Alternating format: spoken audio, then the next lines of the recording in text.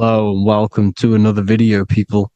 Before we start, please like, comment, and subscribe if you wish to see more content. Today we're going to be talking about the mental universe and how everything is mental. This is the number one law on the Kabbalion. If you've never read that book, it's called The Kabbalion. A very good book. It's the first law because this is the most important thing you need to understand. Is how everything exists within the mind. Behind every single one of these eyes is the same consciousness expressed in different bodies. The mind is what gives perception to what you're experiencing. Behind every single one of these eyes is the exact same consciousness, but the brain that they inhabit is giving them a different perception, a different being, a different body. Now, this is the difference between humans and animals. Humans possess a advanced consciousness, an advanced mind that gives us the ability to be aware of ourselves mentally, physically, and spiritually. We can reflect on ourselves. When a dog looks in the mirror or an animal looks in the mirror, it doesn't know what it's looking at. It doesn't realize it has a consciousness. It can't reflect on itself. It can't say, I want to improve in this area. It doesn't have that consciousness. We have a divine consciousness. Take away the N for divine, and you get with a D, put it with a D, you get divide, because we have a divided two-way consciousness. An animal only has one. However, it's still the same mind. We're all mind. We're all mental. We all exist within the mental plane. Look at this person walking. The body, the brain is sending electrical signals through the 12 cranial nerves, which the 12 disciples that spread the gospel of Jesus, right? You have 12 cranial nerves in your brain. There are 12 disciples which spread the gospel of Jesus. Jesus represents the mind, the intelligence, the invisible intelligence that we all are, the same intelligence, the same exact consciousness, which then sends a command into the brain. Then the brain sends these 12 electrical signals through the 12 cranial nerves to control the rest of the body through the nervous system. This person walking is not, the body is not walking. The mind is telling it to walk. And the brain is it's a supercomputer which is decoding these demands given to it by the mind. Because the pineal gland will have something to do with the ether, because the ether is physical and non-physical. The mind is sending the commands through the ether to the pineal gland, which is then getting broken down into electrical codes within the brain and sent throughout the nervous system to control the body. And this is why in the Sims simulation, because the body's the simulation, it's a false reality. It's the fake reality. It's not the real you. You are formless. There is no form. But the third dimension is a dimension within your mind. Matter, mind, light is all a product of your mind. It's all in the mind. Now, this is why The Sims has this green little diamond on top of the head. Because this is you. This is your invisible intelligence controlling the character. Okay? It's controlling the character. And this character is in the world. Your consciousness isn't in the world. The world exists within you, but the body is a vehicle for that realm that you land in. When you have a dream, your mind transcends this body into another body, duplicates your body, into another universe, unite. Unite is one. We're all one. It's all one universe, expressed in many different ways, infinitely. And the vehicle that you land in is the body to operate in that realm. This is the all-seeing eye, as you see here. The eye, this is all the intelligence. This is the ball of consciousness, God, expressed in different bodies. We're all this same one in different bodies, as you can see here. And this intelligence is expressing infinitely throughout the universe. An infinite universe. There's no beginning, no end. There was no beginning of the universe. There is no end. It's infinite. Always has and always will. But the mind is what gives you the ability to explore the universe, to make perception of it. We are God in disguise. We are God in disguise. We are God in flesh. But the body can become attached to the mind, can become attached to the body if the mind is not aware of itself. When the mind is that blinded by matter, and we lack knowledge and understanding of what we truly are, a formless, infinite being, a traveler. This is why Freemasons are called Freemasons. Mason means traveler, free. You're a free traveler because your consciousness is a traveler of the universe. When we lack understanding, our mind bounds to the body because we don't separate the body with our different layers of consciousness.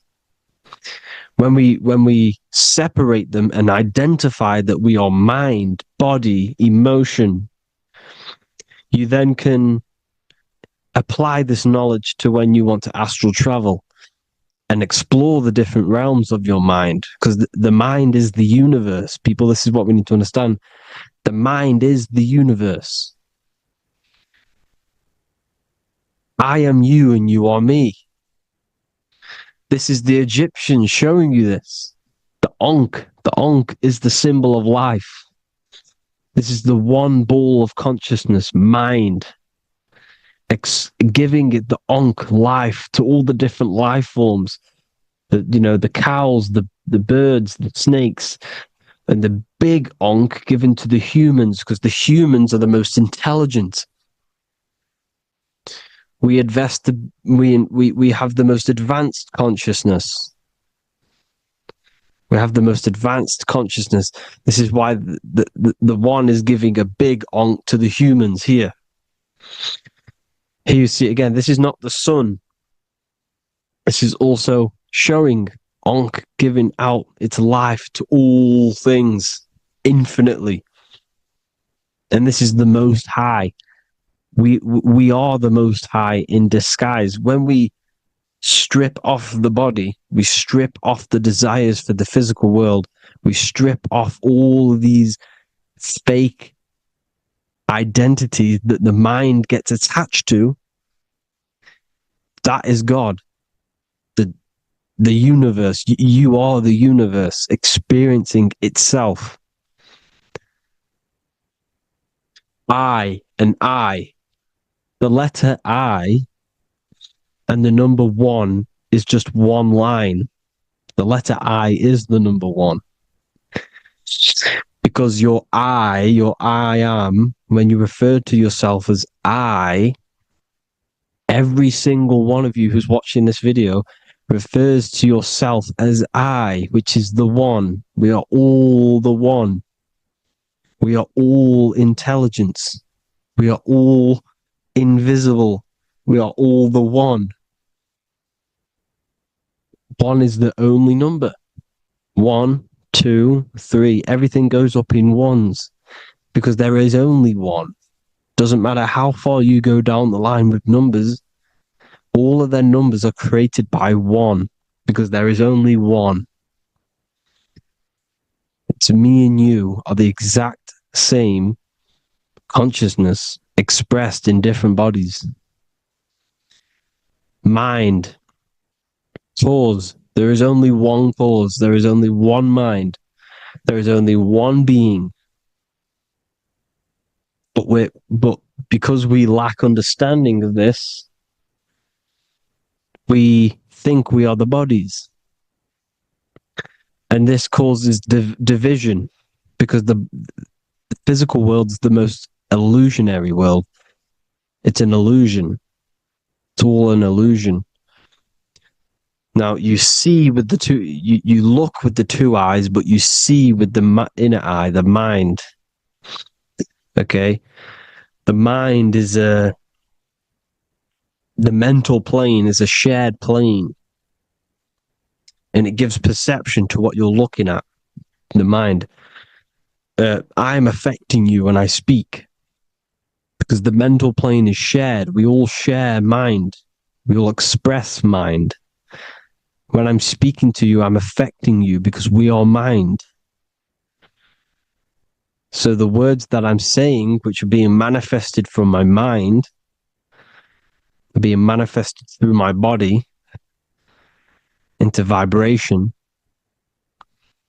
is affecting you. I'm affecting you with what I'm saying. And these words are having an effect on your mind, because we're all mind. This is why you need to be careful what you're listening to, music and all sorts. Because music can also create thought loops within your mind. Because the chorus, we shouldn't be listening to choruses. Choruses are loops. And what they're saying in the chorus is being looped. And this can create thought loops within your mind. Go and listen to an old song that you used to listen to about 5 years ago, 10 years ago, 20 years ago. Go and listen to an old song, and you guess what? You will get nostalgia. Why will you get nostalgia? Because that song will trigger the thoughts that you were thinking in that time of listening to that song. So songs with choruses create thought loops, and they reprogram your subconscious mind. It's important why music is very powerful. Mind and mind, same word. See, language is the truth, people. This is why I use language in all of my presentations, especially the English language. It's riddled with occult truth. I is my me. I, you, and me, or I, one. We are not the name. We are I. Every single one of you is I, because we are all the one, all mind. Now, the only thing that is truly mine is my mind. When you say something is mine, it's an illusion. It's not yours. The only thing that is mine is mind, my mind. Okay? It's my mind. It's the only thing. It's the same word, mind and mind. Like I said before, everything's one. Hot and cold is different degrees of the same thing, of the one substance, of degrees. The 7 colors are different frequencies of the one white light. Everything is one. There is only one. We are all one. Everything is one. Hot, cold, day, night. It's the same degree of one, which is mind. The mind's perception is what's giving it, labeling it hot or cold. The mind's perception of colors is what is giving it red or purple, hot or cold. There is only mind. The mind gives things perception. There is only one, that is mind. The conscious and the subconscious mind. The male and the female, these are married. The subconscious mind is your hidden part of the mind. Okay, it's hidden. You can't really, you can access it through different meditations and Reiki teachings, and dreams are manifestations of your subconscious. This is how you know mind and matter are one, because your mind creates matter in dreams. Your subconscious manifests everything in a dream, in the astral realms. The conscious is what you're conscious of, what you're consciously thinking of. So me, I am conscious that I am speaking into this mic and creating this video. My subconscious mind is the hidden part of the mind, which is speaking to my heart, telling it to beat. It's telling my food to digest. It's regulating all my blood. It's doing everything in my body without me being conscious of it. Without me being conscious. The subconscious is the feminine. The conscious is the male. The Bible, of course. Proverbs 12:4. Helpful, not helpful, an excellent wife is the crown of her husband, but she who brings shame is like rottenness in his bones. In the same way, husbands should love their wives as their own bodies. He who loves his wife loves himself. You can take that physically, you can take that literally, or you can take it metaphysically. See, the Bible's written in such a way where you can take it as your level of realization. He who loves his wife loves himself. If you love your subconscious, if you love yourself, you speak good about yourself, because your subconscious takes everything literally. If you say, I hate you to someone, your subconscious does not know the difference between me and someone else. It only thinks me, me, me. Why? Because mind is the only thing that exists. You are mind, I am mind. If I say, I hate you, you're saying that to yourself. Your subconscious picks that up and says, I hate myself. And that's telling your subconscious that's what you want. Because your subconscious manifests 90% of your behavior. The programs within your subconscious. Tying your shoelace is a program. You don't need to be conscious of it. You can just do it because it's a program. It's deeply interwoven in the subconscious. Driving your car, texting on your phone. You don't have to think about what letter. You just do it because you know where the letters are. It's a program. Therefore, if you look after your subconscious, they are a married couple. It's your wife. Your subconscious is your wife. And it manifests 90% of your daily basis thought patterns, actions, behaviors, emotions, all the things that you all the trauma that you've experienced is stored within your subconscious, which is affecting you. So let's say you were in a car crash 10 years ago and you had a really traumatic event, you really hurt yourself, and you had a very, very, very strong emotion that you felt of pain. That will still affect you today. And why? Because it will manifest into your behavior. How? Well, you'll be cautious of what cars to go in and who. You'll be cautious because of that event that stored within your subconscious, because of that feeling you felt was so painful and so strong. It's still manifesting into your behavior today. For example, you won't go in certain cars, you won't go with certain drivers. The subconscious stores everything, all your memories, the programs, and everything. So if you trick the subconscious, that's how you manifest your life. If you trick the subconscious, you already have something. And therefore it will manifest into your life, into your behavior, thoughts, and actions. This is why the golden rule is to treat others like you want to be treated.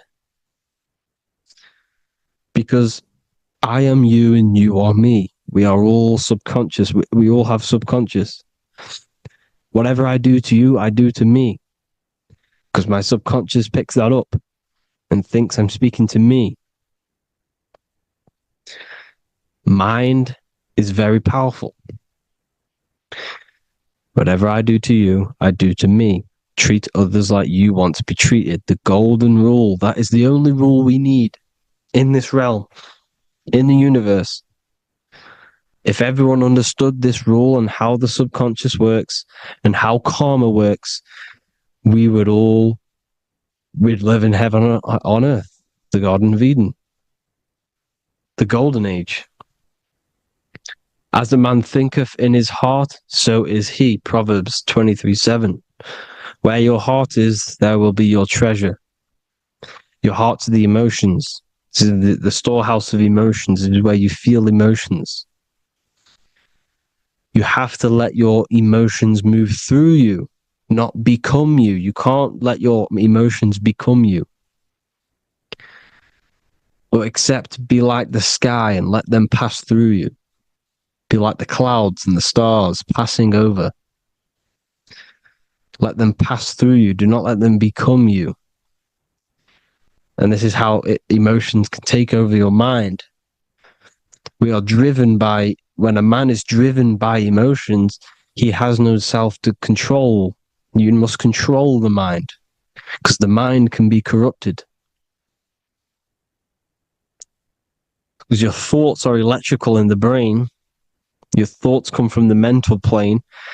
So how the mind works is that you place your attentions on something in the mind, and infinite information just flows in. Think about it. When you think of a certain topic, as soon as you think of that topic, information comes flying into your mind.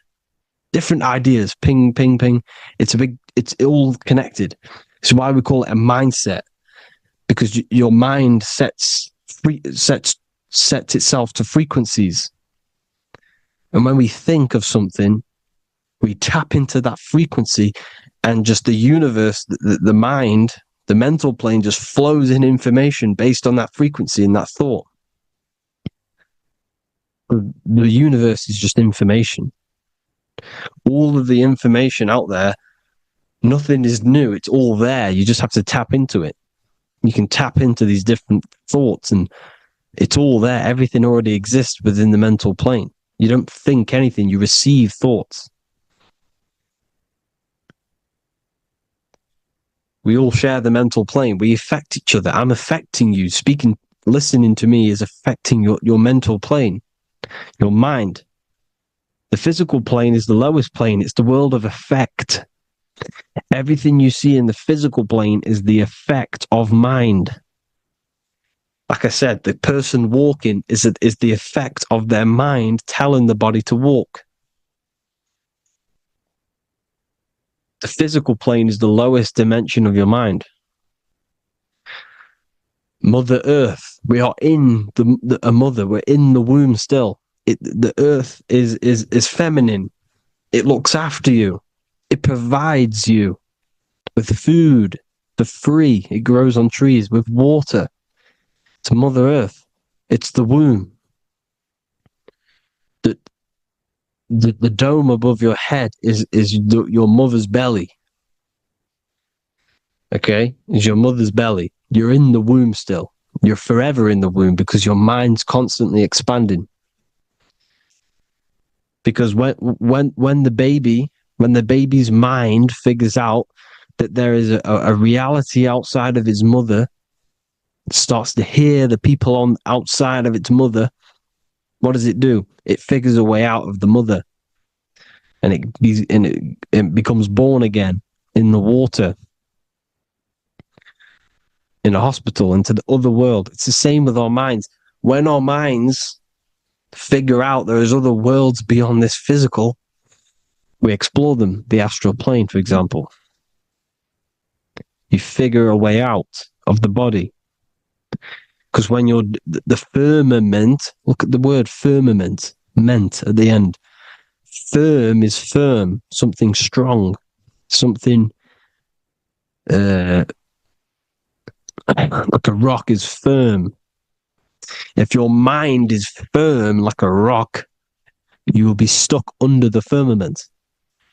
So, for example, people who are very programmed and can't think outside the box, they have a firm mind and they'll be stuck under the firmament because your mind is the only thing that's keeping you under the firmament. It's the only thing. When you're doomed, doom is dome. This is the dome, which is your head. Your head is the dome. Above your head, above the earth is the dome, the ethereal barrier. But that's just an external manifestation of your head. You don't leave the earth, you leave your body to leave the earth, because your body is the earth. It's a dimension within your mind. So when you're doomed, you're domed. Your reality is your level of realization. You realize something, or when you have an idea, the mind,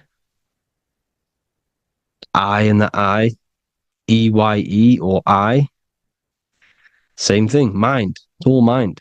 Reality is your level of realization. You realize there's other worlds, that's your reality. Your perception's your reality. Mind in Latin is mens. Jesus was known as the fisher of men, which is the fisher of minds. He was fishing minds worthy of knowing the higher truth, the deeper occult knowledge. Jesus figured out that we are all God. And he got killed for it because in that age they were trying to suppress this information. Jesus figured out he was God because we are all God, every single one of you, and they killed him because we're all mind. We are not the body. We're the invisible intelligence, which is God. But you are not God if your mind is attached to this physical world, to the worldly pleasures. If you master your mind and travel the depths of your mind, that is God. Mental and men. Look at the word mental. It has men in it. Men in the Bible means mind. Here you see the Masonic symbol with the eye, the mind. Looking over, everything is the one. Everything comes from the one. All the lines coming off it, giving its life to all of the life forms. Down here, on the bottom, you have duality, black and white. Up here, you have singularity. One and the two. Unification and division. The lower self is divided into the left and the right. So the Bible even says, I forgot what verse it is, but it says, it's better to go through life with one eye than to have two and be cast into the fiery abyss of hell. I'm not sure what verse it is, but you can research it yourself. It's better to go through life with one eye, to be unified consciousness, dimension. No-brainer. The language tells you the truth, people. Dimension. The dimensions are in your mind. Entertainment. Entertain the mind. Disappointment. It's all in the mind. Environment. The environment that you are in is a product of your mind. Within, rearranged spells high twin. Within is your mind, and your external world is mirrored from the decisions you make in your mind. Advertisement, commitment, it's all meant, it's all mind. Everything is mind. Everything. So, this is important. The collective thoughts and collective beliefs. The collective, because we all share the mental plane. And because of this is why we are in a weakened state of consciousness at the moment. Because the collective thoughts and the collective minds overall are asleep. And they don't believe in anything. You see, everything is true within the mind. You think of something, it is there instantly. You think of a chair, it's there in your mind. You think of anything, it's there instantly. So everything is true within the mind. Anything can happen in the mind. Anything can happen on the physical plane if the collective consciousness, the collective minds, believe it to be true. This is why back in the days, in the ancient days, you look at all the old world stuff, you see all this crazy technology, and it's because as a collective, as humanity back then, they believed that they had much more open minds. Therefore, the things manifested in the physical world were a lot more out of the box, so to say, compared to today. For example, magic is not as powerful today because the masses don't believe in it. It's still powerful, don't get me wrong, but if the masses believed, or if everyone knew magic could be real, because it is, anything's real in the mind, it would be a lot more powerful. You see? So and what they're trying to do is create a hive mind worldwide. They're trying to make one religion, an external God. What happens when you worship something external? You give energy to it, because where attention goes, energy flows. Where your mind gives attention to, energy goes there. And when we all believe in external gods and give our worship and our power to these external things, we all give energy to it, which will manifest as a demon in the astral planes. It's a hive mind. They're trying to make a hive mind to summon our energy. Trying to summon our energy. And it through mind, through collective thoughts. The hive mind. They want one religion, one government, one currency, one belief system. And that will create a hive mind, which will limit our consciousness, which will limit what we can do in the physical world. Because if everyone doesn't believe in certain things, it cannot happen, because it's all in mind. Mind is so powerful. I am you and you are me. I hope you all enjoyed this video, people. If you haven't already, join the Wisdom Academy. The Wisdom Academy, we have many occult lectures just like this one. Also, we have just launched Mindwave Hub. If you want genuine frequencies, genuine binaural beats, because the ones on YouTube, the ones on Spotify, Apple Music, they're all tuned to A440 hertz, which shuts down the right hemisphere of the brain. If you want to gain access to your true consciousness, your mind, you need to balance the two hemispheres and balance the chakras. You can do that externally by listening to binaural beats. If you want true frequencies, true binaural beats to hemisync the chakras, hemisync the brain, to gain access to the different dimensions of your mind, well, you can gain access anyway, but it's going to help you if you're trying to learn this. Join Mindwave Hub. The link will be in the description. Listen to the binaural beats, meditate to them, listen to when you go to sleep. They'll massively benefit you. Thank you all, people. Hope you had an amazing, lesson. Hope you learned a lot. And please subscribe. God bless you all.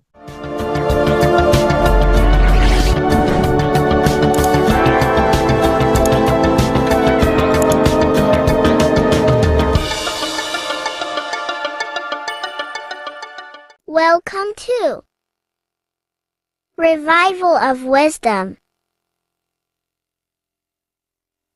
Welcome people, we're back with another video. Please make sure to hit the like, the subscribe button, and turn on notifications to never miss a video. The Vatican is a giant key from a bird's eye view, and it also contains an 8-pointed star. The Anunnaki Sumerian gods also depicted this 8-pointed star. The sky god Anu from the Anunnaki also uses the 8-pointed star for his symbol.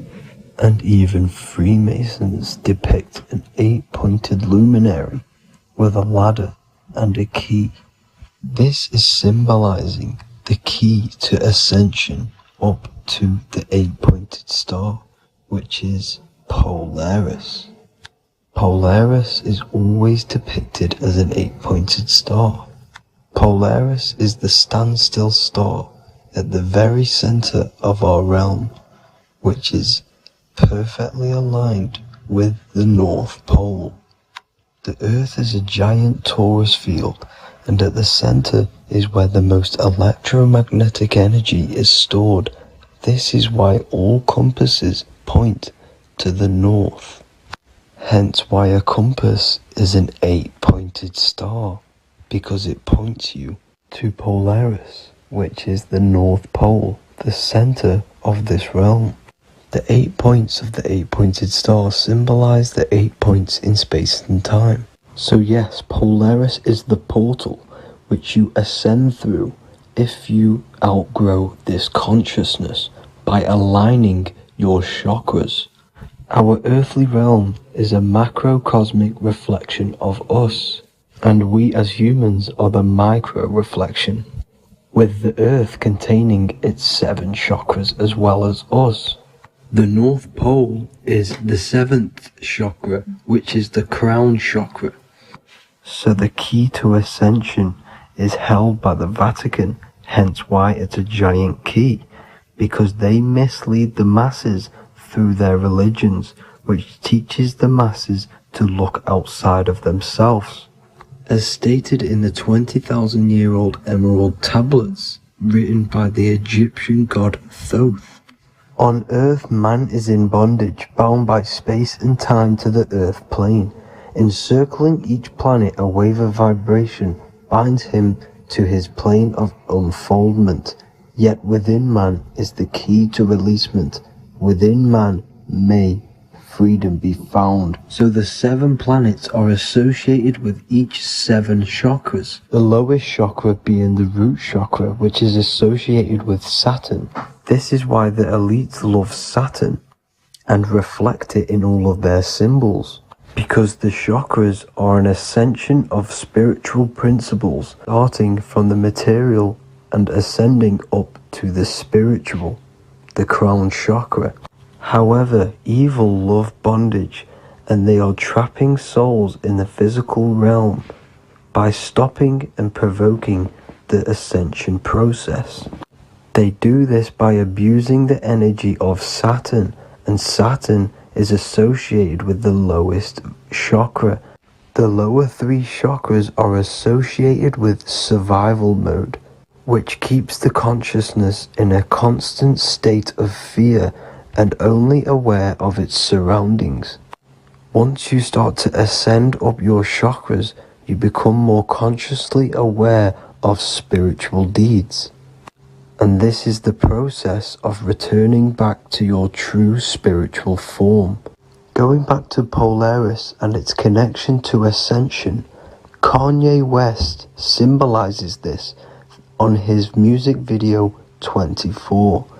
As you see him rise up into the sky, you see an 8-pointed shape around him, which symbolizes the 8-pointed star, as you see the beam of light. And even NASA symbolize this in their Space Delta logos, a bear holding a key with an arrow up to Polaris, the 8-pointed star. Here's another NASA logo of an arrow from the Earth to Polaris. The series Lock and Key on Netflix is all about portals and doorways, and they have the Kundalini energy as one of their keys. Kundalini energy is the energy which rises up the spine, the 33 vertebrae, and activates the third eye. The third eye is the spiritual gland which connects humans to other spiritual realms. We are not the body. Our spirit, our soul inhabits the body. We exist physically, spiritually, and mentally. Therefore, we are multidimensional. The intellectual and spiritual inhabit the body. Therefore, this is just an avatar within this timeline. However, within each and every one of us, we all have the key to releasement, as says in the Emerald Tablets. This releasement is ascension up until higher states of consciousness. As stated in the Emerald Tablets, man is in process of changing to forms that are not of this world. Grows he in time to the formless, a plane on a cycle above, and another one saying, man is a flame bound to a mountain, but we in our cycle shall ever be free. Know ye, O man, that when ye have progressed into the cycle that lengthen above, life itself will pass to the darkness, and only the essence of the soul shall remain. That's it for this video. I hope you all enjoyed. Please feel free to leave a like, subscribe, and comment any subjects you want me to talk about. God bless you all.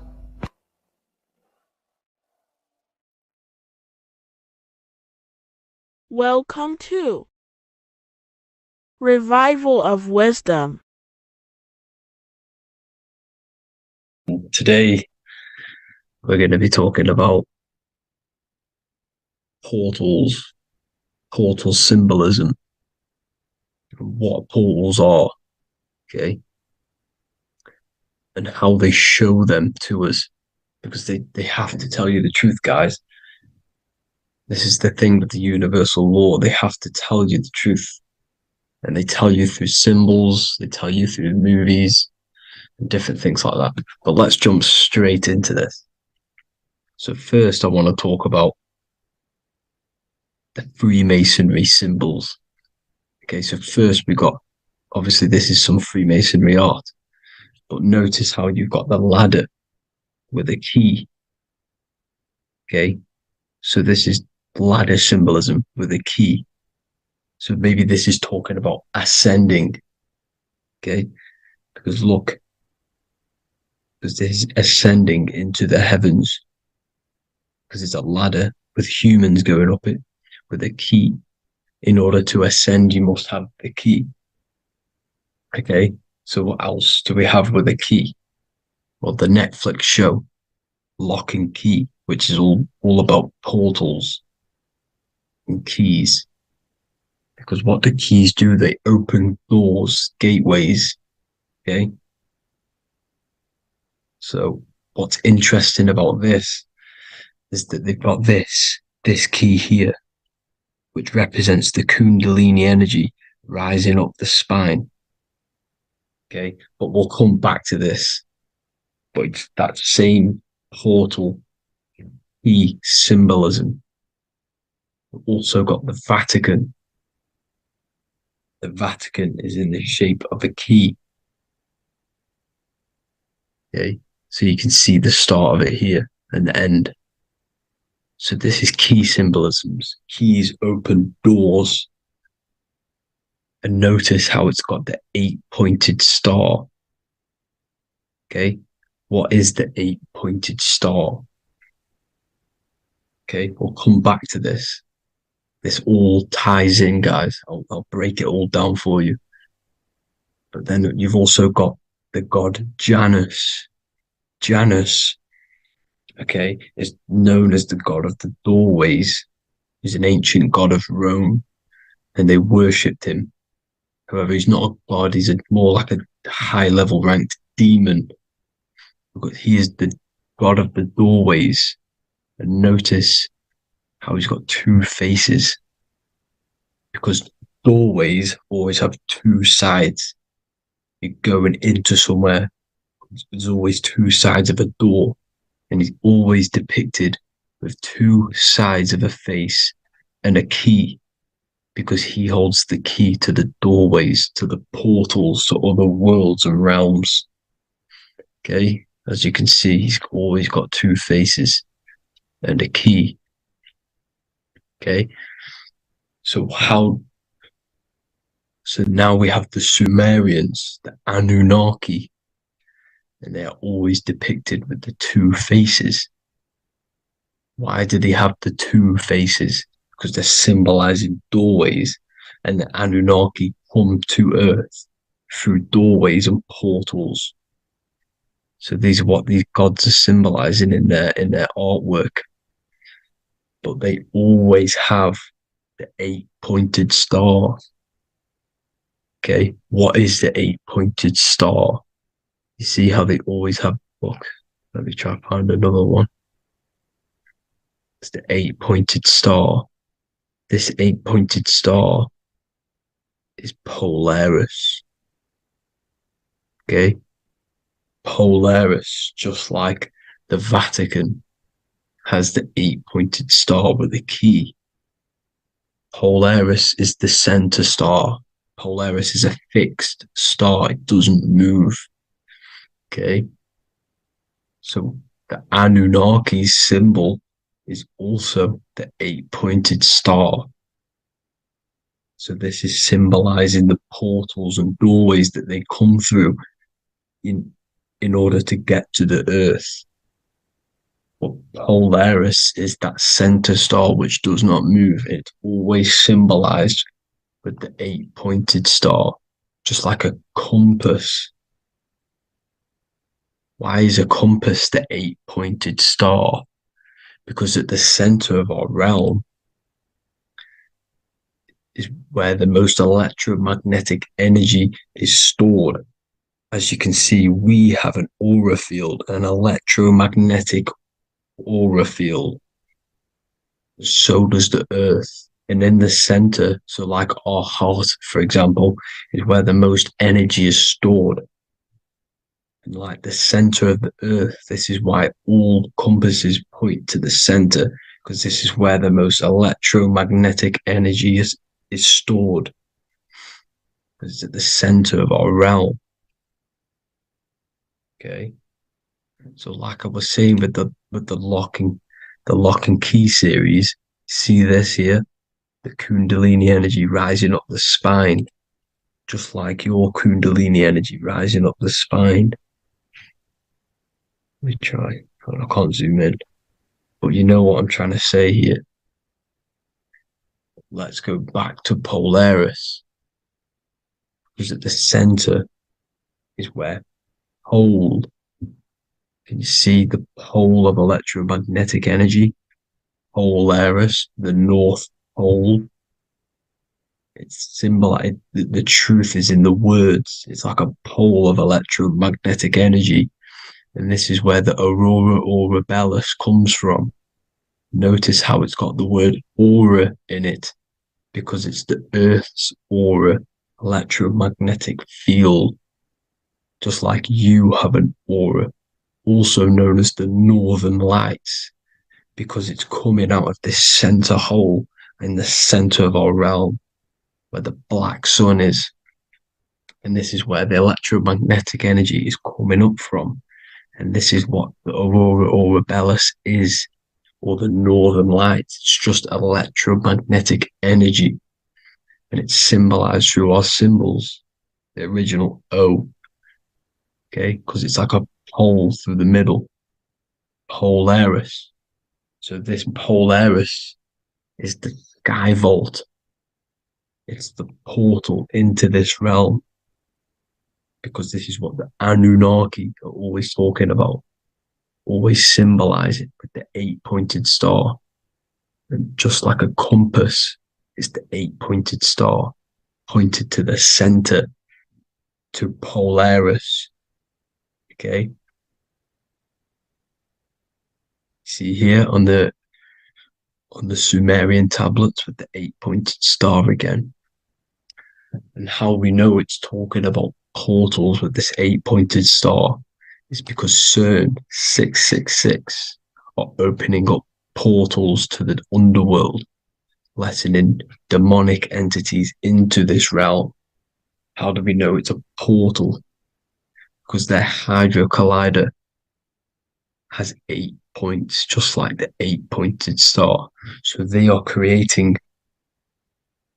synthetic portals to the underworld to let these demonic entities into our realm. But what is the key?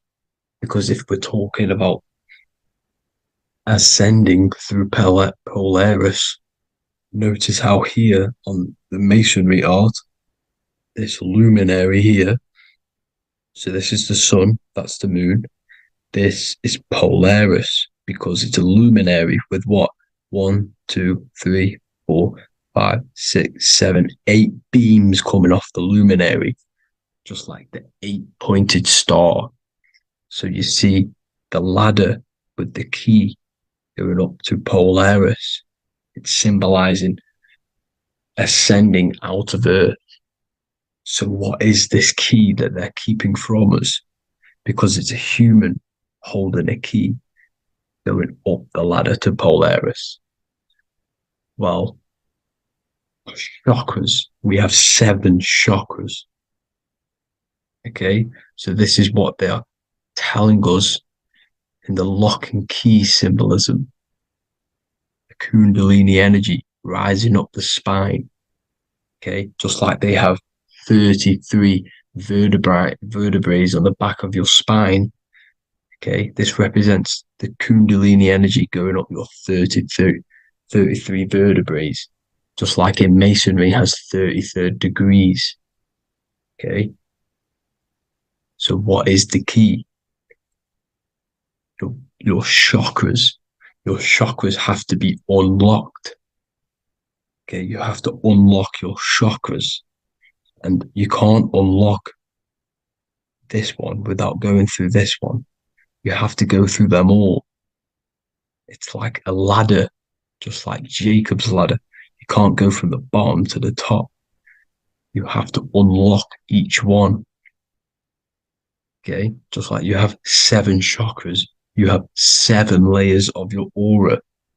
Okay, you have to unlock your chakras to the highest point in order to reach Christ consciousness.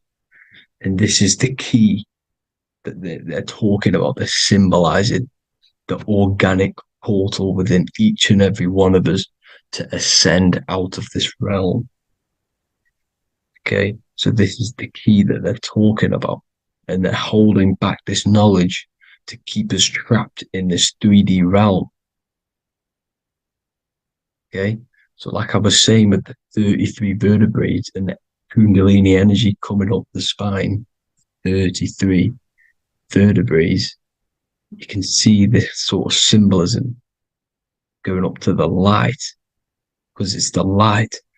You see here, your crown chakra turns on and becomes enlightened, just like the Illuminati symbol. Can you see it? But also, Jesus also died at 33. So this is symbolizing, okay, they're symbolizing the death of the ego, the body. So once you open up your chakras and reach Christ consciousness, which is your 33rd vertebrae, once your Kundalini energy goes up your 33rd vertebrae, your body technically, not physically, but spiritually dies, because you then become formless. You reach Christ consciousness. So then you can travel other worlds. Okay. This is what they're talking about with Vatican, 8-pointed star, and the key. Janus with the key. The Sumerians with the 8-pointed star. Anunnaki, the 8-pointed star. Polaris, 8-pointed star. So Polaris is the way out of this realm, which is at the center. Pole, North Pole. Okay, so the key is that they're hiding from us is the knowledge to unlock our chakras. Okay, and without this knowledge that they keep from us is trapping our souls in this reality to keep reincarnating. Okay, But thank you all for tuning in. I'm going to leave you all there. Make sure to leave a like and a comment in the comment section. Let me know some topics to talk about so I can break it down for you. God bless you all.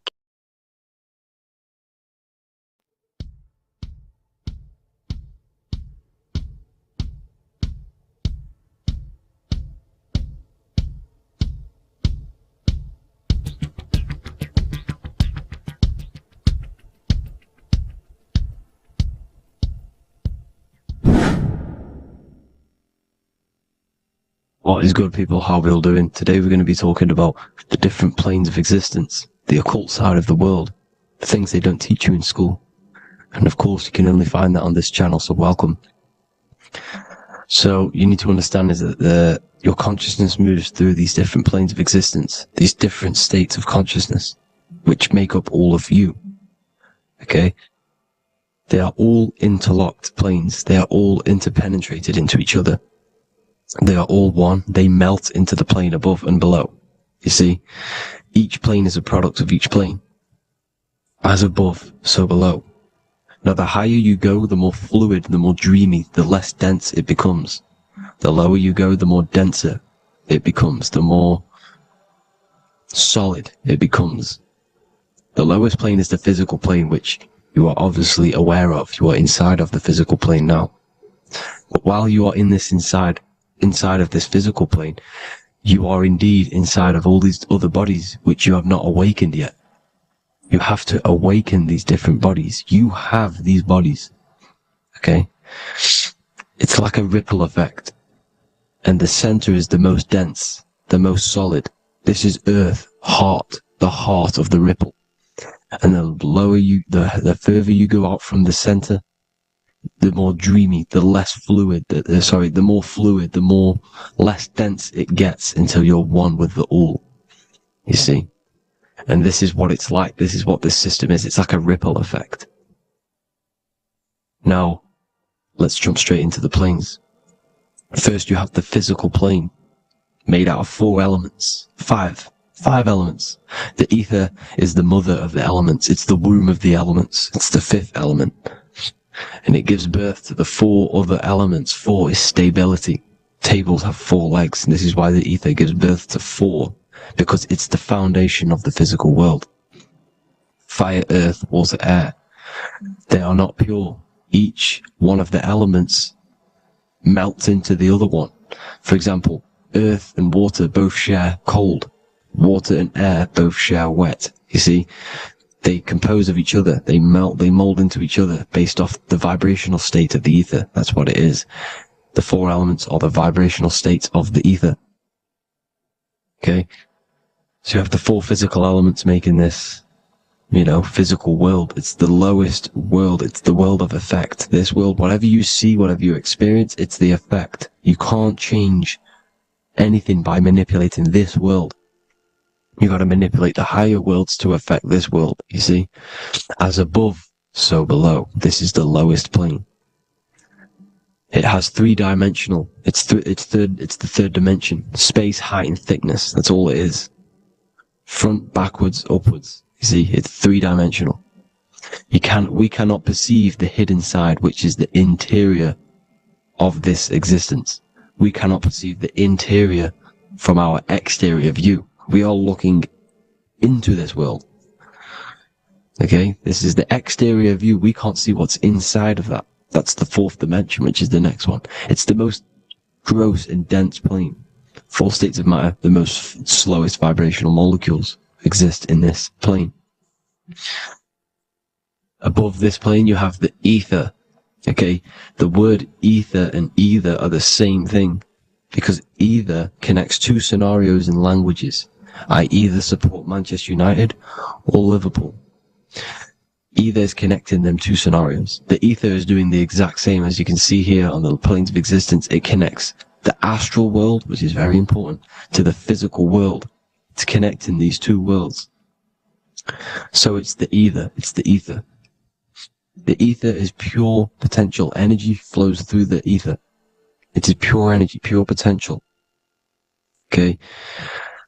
The physical body is an exact copy of the etheric counterpart body. So every physical object has an etheric energy double. It's like a blueprint of that object. Every single object has an energy double, and that's the etheric double. Okay? The etheric body determines the shape of our physical body through its lines of force. All through life, it rebuilds and restores the physical body. Physical problems show up first in the etheric body because as above, so below. You manipulate the higher planes, it will manipulate this plane. And this is why sorcery works. You know, contact with astral plane entities. We'll get into that a bit later. So, the reason why we can't see this plane, this energy world, which is all around us, which we are inside of right now as we speak, is that the molecules that compose it are further apart than those of the physical plane, making it invisible to the two eyes. That we can't perceive it. Our eyes cannot physically suck in that sort of information, and our brain cannot decode it.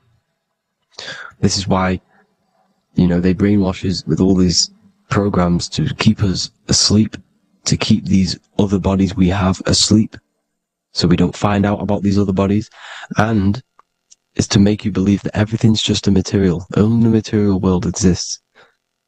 They don't want you to know is that everything that you see is a result of something you cannot see. As above, so below. There are realities within this reality. This is what I'm breaking down now, these different planes, on how this reality works. So your etheric double is your energy body. You can see here the physical, etheric, astral. Astral is your spirit. The ether is a part of the physical plane. It's like just above the physical plane, but it's still part. But then the astral plane is completely separate. It's another plane, but they're all interlocked. Don't think they're apart. They're all interlocked. They're all one. They all melt into each other. The chakras that we have are inside of our etheric body. They are our sense of organs which tune us to the fourth dimension. These 7 chakras connect us to the astral world, the fourth dimension. Okay? They are points for the flow of energy from the universe / 7 planets, because the 7 chakras are your 7 planets, and the 7 planets are connected to the astral world. They are feeding these 7 senses in our body. They connect us to the universe, to our etheric counterpart, and then to us, supplying the physical body. Because the energy comes from above. As above, so below.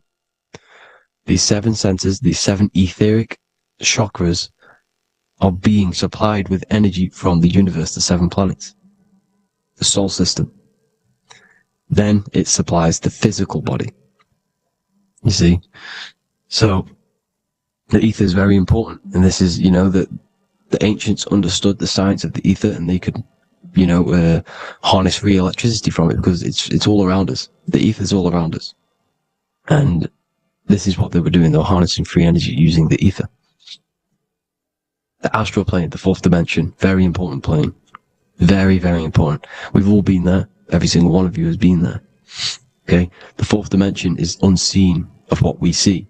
It's the interior of the exterior that we see. We see the third dimension, but we cannot see beyond what's making this third dimension. This is the fourth dimension. Okay? It's the dream world. This is where you go when you dream. Okay? This is where you go when you dream. It's the place of disembodied spirits or ghosts, entities, whatever you want to call them. When you hear ringing in your ears, that is not tinnitus. That is an entity around you. Okay? That is an entity around you. The fourth dimension is where thought forms exist. Mental images. Thought forms as in what you see in your mind when you think of an image, because the mind is the highest plane of existence. Mind is the highest plane of existence. And it manipulates all of the planes below. So it goes the mental plane, then the astral plane. So the thought is in the mind, the mental plane. That just the thought alone, no image, but then the form depiction, the thought form exists. It manifests in the astral plane as a sort of image, an entity, a living conscious being. So this is why thoughts are things. You see, thought forms exist within the fourth dimension. So when you imagine something, when you are, for example, right now, look into your hand and imagine there's an apple in your hand. If you can see that, you are seeing into this fourth dimension. You can only see into this fourth dimension using the mind's eye, not the two eyes, the mind's eye. When you shut off the two eyes into darkness, the third eye opens. The mind's eye is open. And you can see, this is astral travel. You got to work on astral travel. And you will see this astral plane, this fourth dimension. And there are 3 different sections to this astral plane: higher, middle, or lower. So yes, there is a kind of a heaven and hell, and a Midgard. Heaven being the higher vibrational entities manifesting higher vibrational thought forms existing there, the lower vibrational thought forms existing in the astral plane. But these thought forms are beings. You can create these beings. They're called elementals. Okay?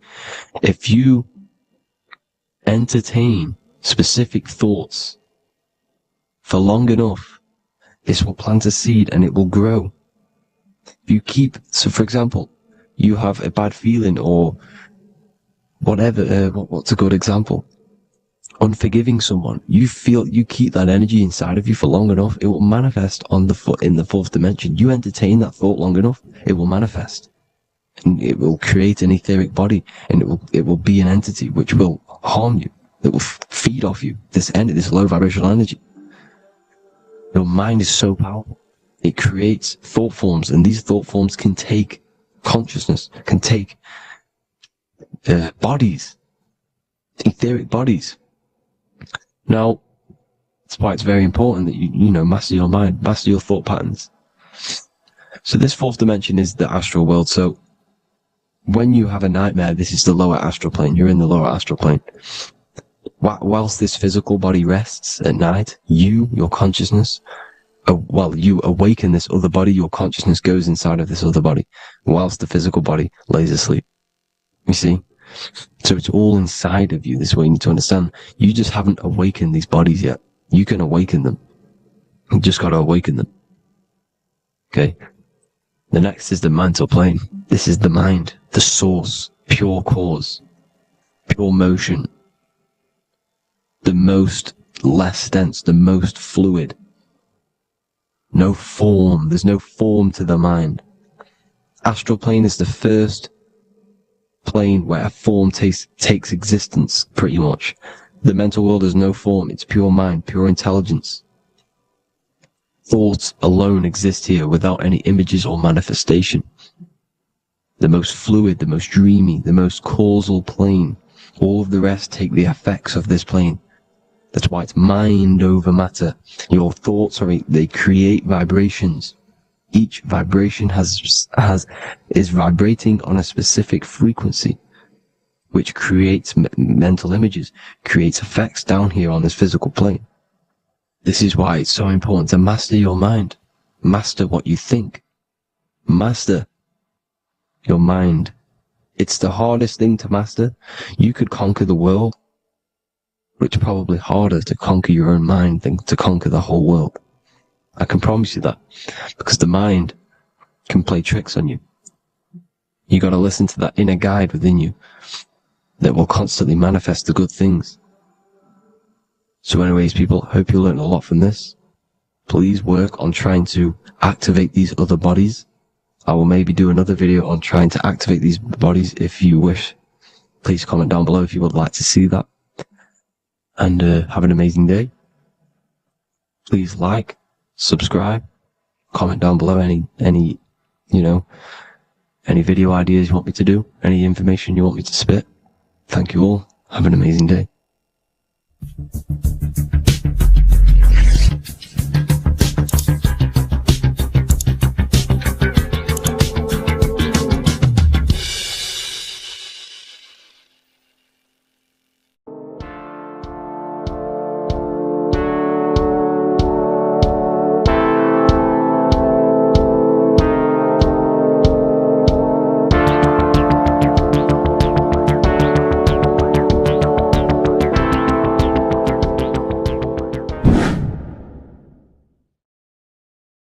are we all doing today, people? It's Revival of Wisdom, and today we're going to get real deep.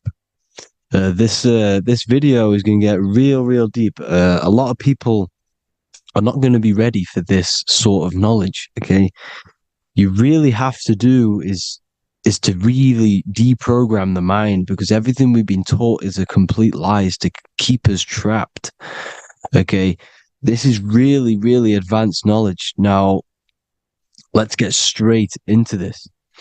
All of the ancients depicted other worlds, and they called this place Midgard. Midgard is the mid garden, the middle garden. This is why the Masonic symbolism on the floor is always a black and white checkered board, symbolizing the polarity here, the good and bad, because we're in the middle garden, the heart. Earth rearranged spells heart, because we're in the heart of this system, or whatever it is, a super quantum computer, whatever you want to call it, simulation. Now, in the Quran, it talks about the 7 layers of heaven. All of these ancient artworks are depicting these different layers of reality.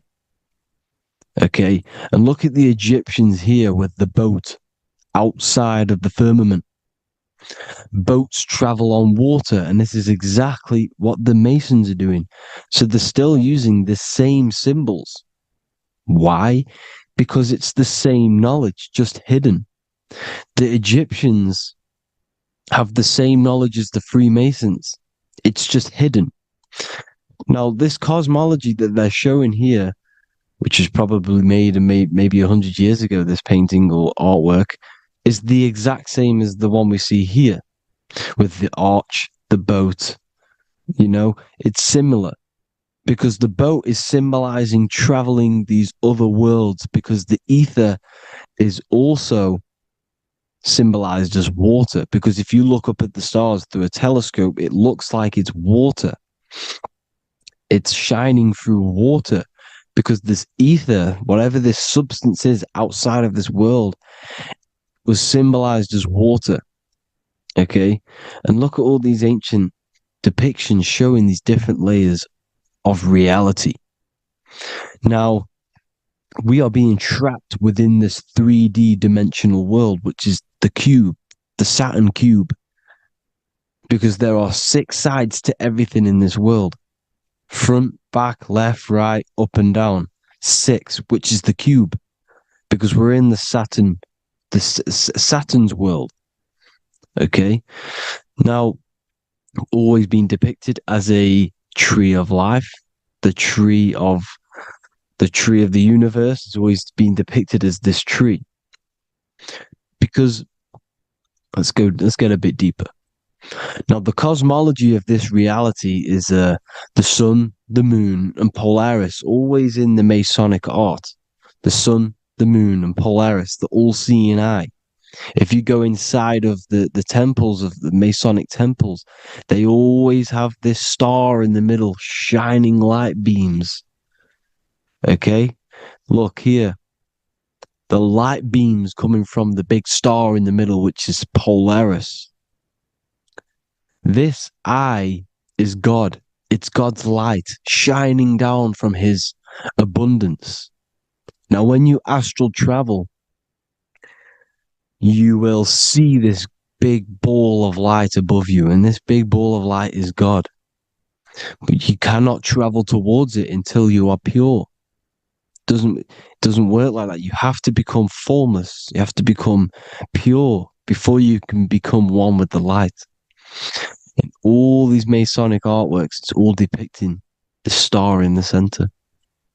This star is Polaris, because Polaris is the way out of this place. And this is why you see the stairway to heaven all the way up to the light beam, the light source. What does it say in the Bible?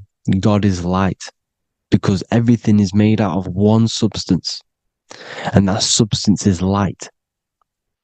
And it symbolizes the eye, because God is an eye.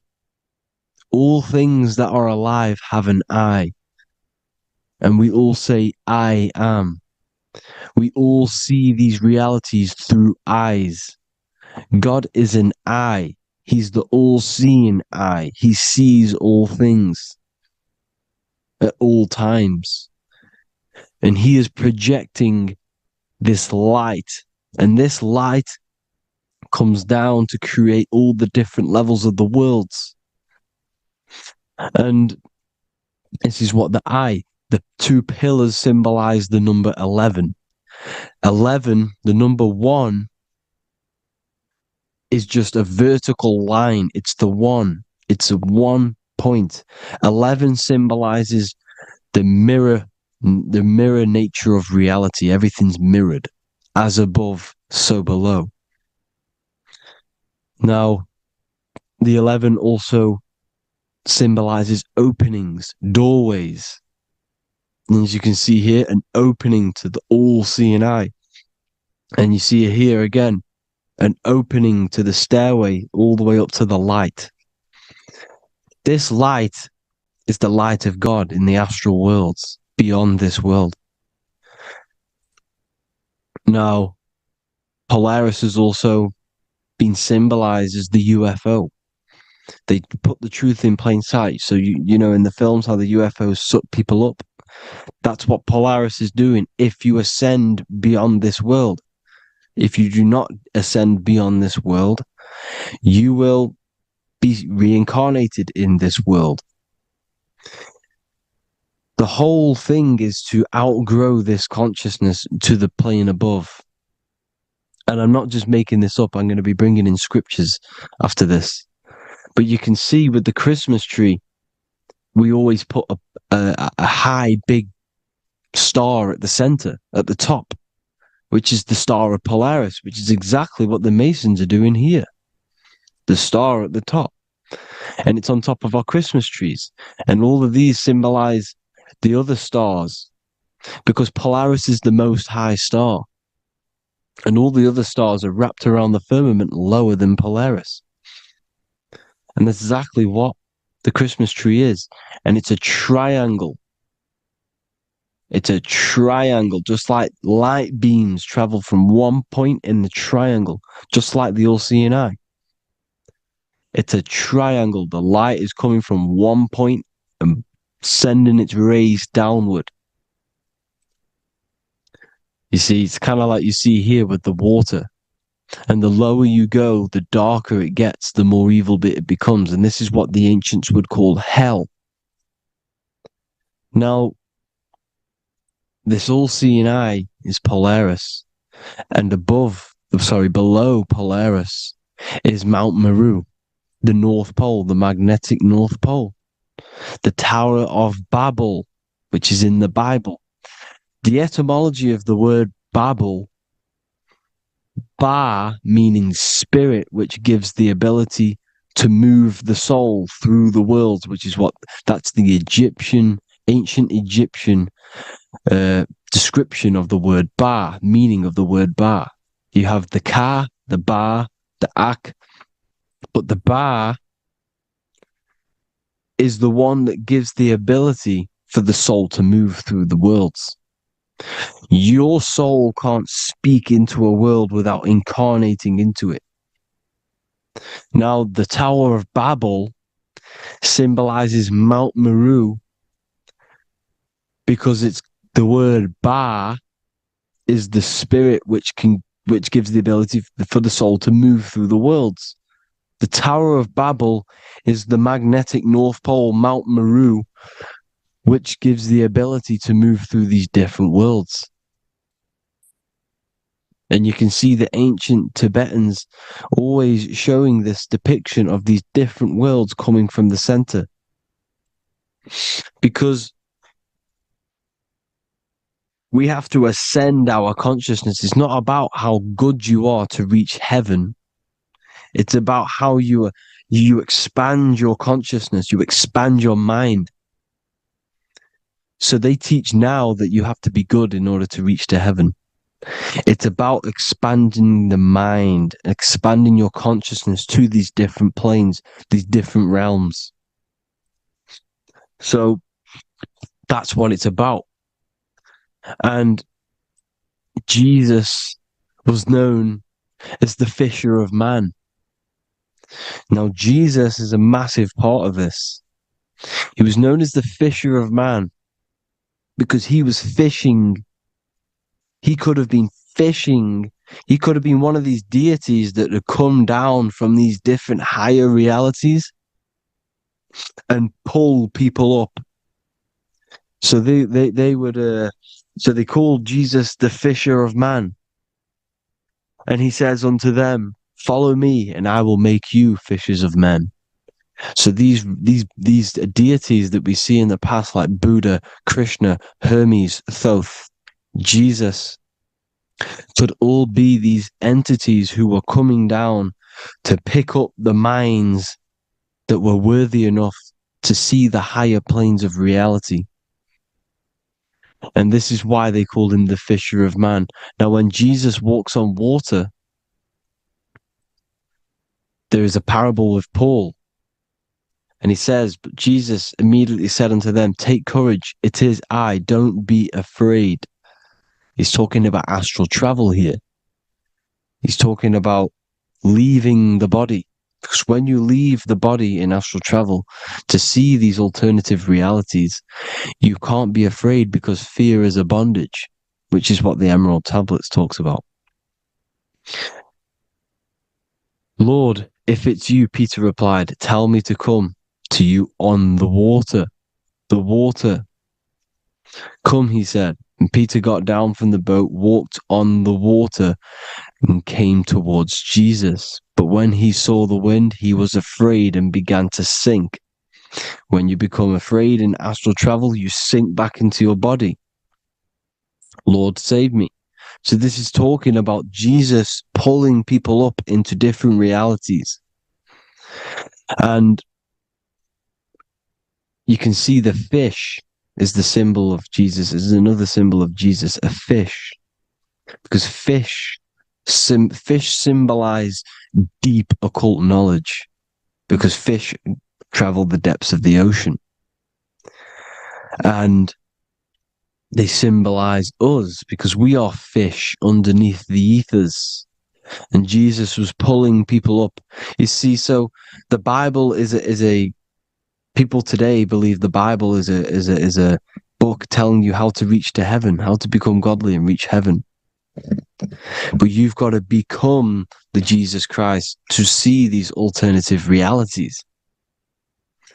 Now look at the Emerald Tablets is a massive part, and it speaks so much about these different realities. Look what it says here. This is in Emerald Tablet 3. Then in my heart grew a great longing to conquer the pathway that led to the stars, which is exactly what the Masons depict in all of their art. Look, the ladder to the stars. And then he goes on to say, years after years, I sought after wisdom, seeking new knowledge, following the way, until at last my soul, in great travail, broke from its bondage and bounded away, broke from the bondage of the body. Free was I from the bondage of earth men. Free from the body, I flashed through the night. The stars. The stars are a massive part in the astral world. Each star is a different reality. And the true astrology is the star that you came from. You came through a star to reach this, to reach here. There is a reason why you are here. There's a reason why you have the personality traits, because your soul came from a specific star. This is why we call them stargates, because they are gates in and out of this reality. And Polaris is the way out to the higher worlds. Now look, far into space, my soul traveled freely into the infinite circles of light. Beyond knowledge were some planets and great gigantic beyond dreams of men. Then he goes to say, lift up your flame from out of the darkness, fly from the night and ye shall be free. Lift up your flame. Your flame is your soul, because it has to be lifted up out of the darkness. This is the darkness, this world, this body is the darkness. because it's a bondage. You need to break free. You need to learn how to astral travel, people. You have to learn this. If you want to get out of this world, you have to learn how to astral travel and see the other realities. Traveled I through space-time, knowing my soul at last was set free, knowing that now I must pursue wisdom until at last I pass to a plane hidden from knowledge, known not to wisdom, extension beyond all that we know. So he's talking about he went to a place where we cannot even comprehend here, a place that is not even known to Earthmen. He's telling you he's ascended out of this world to the planes that are beyond. And it says here in the Emerald Tablets, man is in process of changing to forms that are not of this world. Grows he in time to the formless, a plane on the cycle above.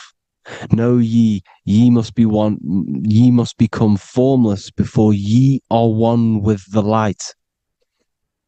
The light, the same light that I was talking about, the Masonic light, with the triangle, God, the one source. Ye must become formless before ye are with the light. Formless, you have to leave the body. You have to leave the body. You have to gain the ability to leave this body and travel to these other worlds. Now, it says here, not as man am I, for free have I become of dimensions and planes. In each I take on a new body. In each I change my form. Know I now that the formless is all there is of form. You see, all things created come from the things that, all things that you see come from the things that you cannot see. All of us have the same spark of consciousness, the same I am. Every dog, every animal, every human has this same I, this same thing which sees through the eye. It's formless. It takes this formless entity is the same entity of us. We are all the same entity in different bodies. And this entity it was represented as the flame, the cosmic flame, which is inside of all of us. And this is why the Masons depicted your spine as a candle or the Holy Grail. You would either see this or a candle with a flame on the top, because the Holy Grail is your consciousness, which is on top of your spine, which is the candle. Now, Jesus, Thoth, Buddha were all these deities which were coming down to lift people up because they were fishermen of men. And he would lift you up to the higher worlds, out of this world, to the ones above. Now, Thoth, you can see him here, he's leading the way. He's holding someone and he's leading the way with knowledge and power. He was leading the way to other worlds, out of this world.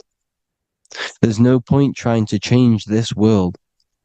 This world will stay the same. It will stay the same. You have to get out of this world. And that's what they're telling you. That's what they're keeping you from. They're keeping you stuck within this thin layer of reality. So what the Masons are doing, they have the ability to astral travel.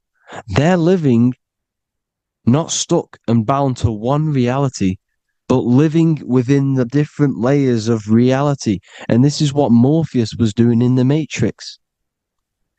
Morpheus was going into the Matrix to go and get Neo, which is exactly what Jesus was doing, pulling up people out of this world to the ones higher. And that's exactly what Morpheus is doing in the Matrix. If you haven't watched the Matrix, go and watch it. It will blow your mind. Everything I'm saying in this video, you will see it. Except that you don't need to use a machine to enter the Matrix. You just use your body. Well, you use your consciousness to leave this body. You see, Neo was also uploading himself into the simulation to pull people out of the simulation. And this is exactly what all of these gods were doing. The fisher of man. Look, he was pulling people up out of this reality with the knowledge. Now, Jesus was always depicted with the mushrooms. Look at all this mushroom art. Mushrooms were literally the origin of Christianity. You can see it everywhere. There's mushrooms in all of the ancient art. Every single one of these paintings you see here, there's mushrooms on them. Mushrooms have the ability to see alternative states of consciousness. Now, if you go and do them and you go to sleep, if you pop mushrooms, you go to sleep and you will wake up in another reality. You will wake up in another reality. Don't try it if you don't want to do it. But if you've got the heart to do it, do it. Eat them and go to sleep. You'll wake up in another reality. And Jesus was handing out mushrooms to the bright minds, to the minds that he wanted to fish out and pull up to the higher realities. He was giving them mushrooms to see themselves in an alternative state, in an alternative reality. This is why there was so much mushroom art, and it's not just ancient Christians. It's Sumerians, it's the Mayans, the Celtics, the Egyptians. All used mushrooms. All of them. Look at all this art. It's on stones. It's everywhere because mushrooms. See, everything in nature is a macro. Look at the form of a mushroom. It's literally your spine and brain. Because they alter your consciousness. Your body is just a radio receiver. Everything that you're experiencing is a program being ran by the central nervous system, and your consciousness is experiencing this program. These electrical impulses of the nervous system, because it's all feeding back to one point, which is the pineal gland. And this is the candle with the light on it. Type in Masonic candle and you'll see it. It's your spine with your spark of consciousness on top of the spine. And it's a mushroom because this sends you to alternative states of consciousness, alternative realities. Now, they were all doing this, the Egyptians, the Mayans. Now, there's more symbolism which goes into this. Look at the Christmas trees we use. The Christmas tree with the presents underneath them. Magic mushrooms grow under trees. And these are the presents under the trees that we symbolize today with Christmas. Santa's red and yellow for the red and yellow mushrooms. The same mushrooms Mario has to collect, and when he gets enough mushrooms, he levels up. And then what does he do when you go past the world? When you win that world in Mario, you go to another reality. You go inside of another world. It's truth in plain sight, and it's using mushrooms. It's using mushrooms. Everything, all of the characters in Mario, well, a lot of them are mushrooms. Look at this one. The presents, black, yellow, and red and white. Red and white mushrooms. And the bow on the top is the mushroom head. That's a bit of a reach, but, you know, the symbolism never lies, is what you need to understand. And it's as above, so below. Now look at the Sumerians. The Sumerians were also multi-dimensional beings. Okay, look at how they have the double faces. They had 1 foot in this reality and 1 foot in another reality. And look at this one, a double-headed god inside of like a portal.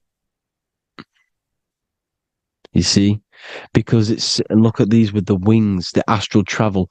Birds, ancient birds symbolize the soul, because the soul is a bird. It flies to different worlds. It flies around the cosmos. And mushrooms gave you the ability to see these alternative states of consciousness, these alternate realities, because you exist in infinite realities. You exist in infinite realities. Now look at the 33rd degree Ordo Ab Chao badge. You get this badge when you become a 33rd degree Freemason, and it's a double-headed eagle. A double-headed eagle. And you can see this in Sumeria first. Sumeria have the same symbol. A double-headed, bird. You can see it here as well. And the Masons are still using this symbol today. And when you become a 33rd degree, 33 vertebrae on the back of your spine, above the vertebrae is your consciousness, and it's a double-headed eagle. One reality in one. You become a multi-dimensional being in the 33rd degree. And I've heard many interviews of Masons say it becomes Luciferian. You see, they speak in code. These Masons can't tell you about what they learn about, but they will speak in code. They said it becomes Luciferian. The word Luciferian is lucid. The root word of Luciferian is lucid, and lucid is lucid dreaming, alternative realities, dream worlds. You become a god. Luciferian means you're becoming your own god, pretty much, because you are becoming a multi-dimensional being living in between the different layers of reality at the 33rd degree of Freemasonry. And look at the double-headed eagle, because the birds symbolize the soul.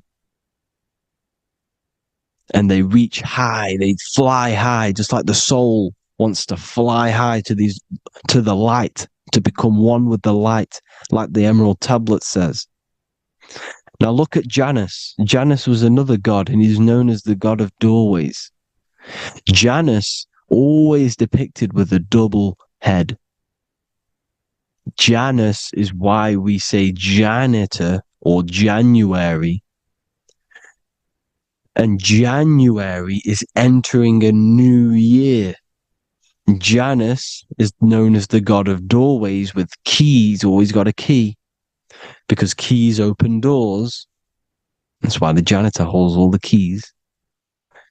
And Janus always has double heads, because he had one foot in this reality, one foot in another. He was a multi-dimensional being, a Luciferian, living between the different layers of reality, instead of being stuck in one like we are. Well, a lot of people. And that's the whole point. You see, all of this stuff is about like changing the world and stuff like that. This world will probably never ever change. It's probably been like this forever. Well, forever, for a long time. But it's about moving out of this reality to the higher states. And the Masons always depict the ladder to the luminaries, the stars, with a key, the same key of Janus. The Vatican is a key, and it's in charge of all the religions. Why is it a key? Because they're holding back the key. They're keeping you stuck within this reality, keeping you stuck as identifying yourself with the body, identifying yourself with this world.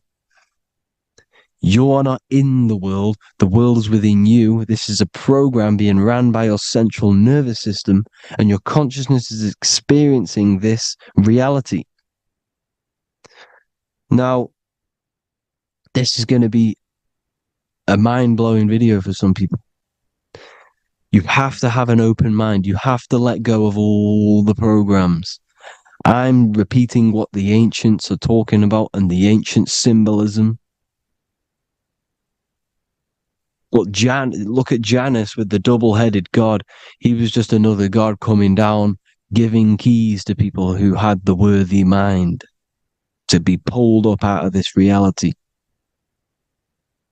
to be pulled up to heaven, just like Jesus was teaching how to reach heaven. But really, it's an encoded scripture. But anyways, hope you all gained some insight on this video. Have an amazing day. Please like, share, comment.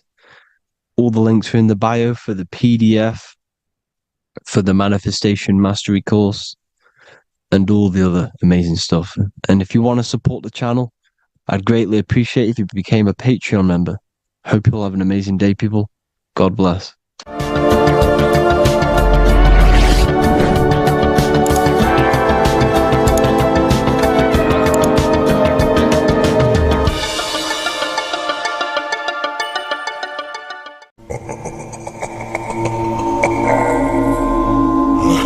If your ultimate goal is to be famous, then you're gonna do a lot to get there, like sign your name in blood in a contract with the devil. That's how I got introduced to the music industry. I swear I wanted to be like the Amy Grant of music. Yeah. But it didn't work out, and so I sold my soul to the devil. Well, needless to say, sold my soul. Hey y'all, I'm finna sell my soul. I'ma hit y'all when I'm through. I'm gonna be rich as hell, alright? My soul, little bro, man. You trying to sell your soul, man. Look.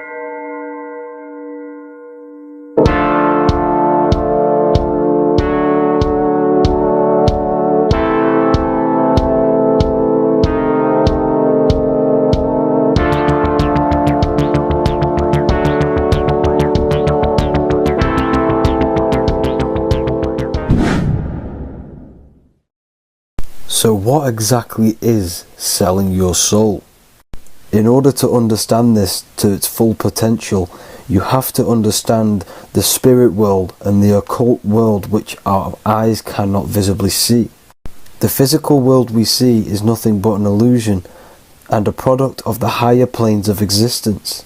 For example, you can see someone's physical body, but you can't see the complex structure of the consciousness and the thinking behind that being. With that being said, there are forces and entities not attached to physical bodies, which they exist on the astral and etheric plane behind the physical plane. Now there are numerous videos and music with artists talking about this. For example, I sold my soul to the devil and the price was cheap. Why do you still do it? Why are you still out here? Well, it goes back to the destiny thing. You know, I made a bargain with it, you know, a long time ago, and I'm holding up my hand. What was your bargain? To get where I am now. Should I ask who you made the bargain with? with the chief commander. On this earth? And on this earth, and then in a world we can't see. And then in a world we can't see. so selling your soul is cutting a deal with an astral plane entity in exchange for wealth and fame on this physical plane. This is classed as black magic because you are bending reality against your intuition. Now, making deals with entities beyond the physical plane, you always have to give something in exchange. When it comes with demonic entities, it always involves some sort of sacrifice, bloodshed, or humiliation. Now, there are countless of rappers who someone close to them have died just before their career takes off to the next level.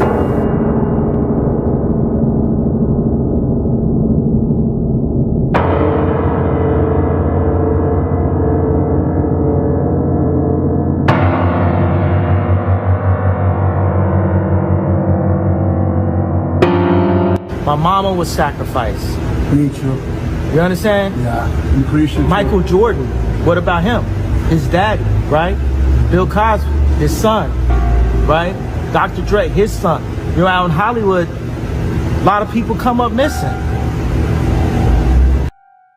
So these rappers and celebrities do have to do sacrifice rituals in order to take their career to the next level. Tough flight, I've been growing up, that's a ritual.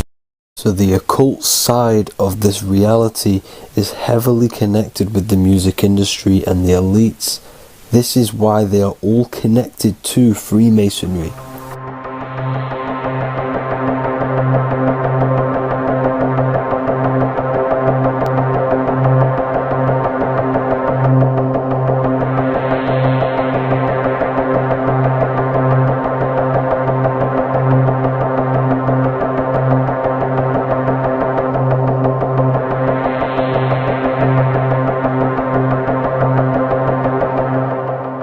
Now this is why the music industry is one of the most important industries for the elites to stay in control and keeping the masses on low states of consciousness. Frequency is one of the most powerful things in reality because it's the only thing which can enter your soul and body without consent. The frequency on Spotify and all major platforms are all tuned to 440 Hz, which was set by the Rockefellers. 440 Hz turns off the whole right side of your brain, and the right side of your brain is to do with critical thinking, imagination, and your intuition. Music has the ability to influence your intent, your emotions, your thoughts, and your actions just by frequency itself. By controlling the music the celebrities put out and the things they talk about, they're actually molding society. Because of the celebrities' huge amount of influence over the younger generation and cultures within society. This is why the music industry is mainly talking about sex, guns, violence, and hating other people. These are all very low vibrational acts and things to do which destroys humanity and societies, keeping us all conquered and divided in order for them to stay in power. Music can actually reprogram your subconscious mind, and it is a form of MK Ultra, which is mind control. It's in my brain. Do you know that? It's living rent free. I can't get it out. You did that. Yeah, it's hypnosis. Yeah, it's hypnosis. You're so awesome and dope. You do need to be very careful with what you're listening to and what frequency it's playing at, because all of this has an effect on your electromagnetic field and your state of consciousness. Now let's go back to selling your soul. When these rappers and celebrities sell their soul, they now gain eternal life on this physical plane. When you do sell your soul, you are allowed to live forever. And these people that are called youngins, rookies, new booties, like I was, had no idea that these people still live. They will prey, haunt, kidnap, anything to stay on top. This is their world. They have nothing but time, is what they believe. Now this explains why there's so much Saturn worship, because Saturn is the father time. He's the god of time and crystallization in the physical realm.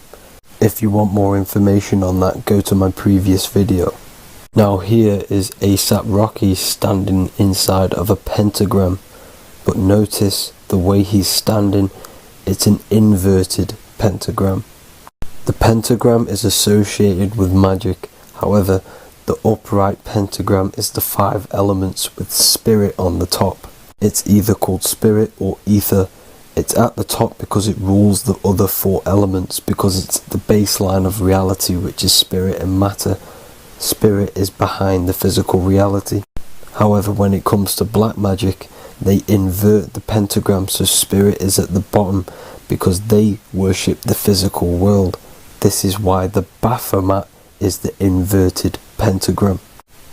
These people are operating off their animal instincts. They do not want anything to do with spirit. These are antichrist. All of these celebrities know full well the effect that what they're doing on the rest of the world. They have sold themselves out, and the elites use them as puppets to push this new world order and mold society in the way they want it.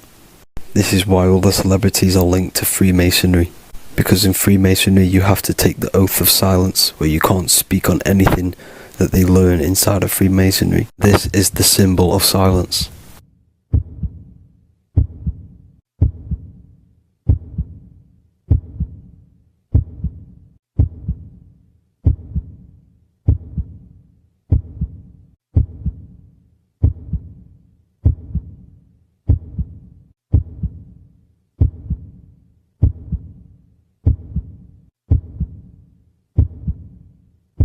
The elites need them under this oath, so they do not talk about certain topics and certain things to the public because of the amount of influence they have on society. Now, even the name Hollywood is an occult term, because back in the ancient days when they used to create wands, they used to create them out of Hollywood, out of the holly tree, because each wood has certain attributes and virtues when it comes to magic.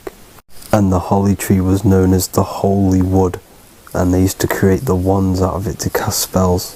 And Hollywood are still casting magic to this day through the films and through the music to the masses. That's it for this video, people. Hope you enjoyed. Please like and comment and subscribe. Peace and much love.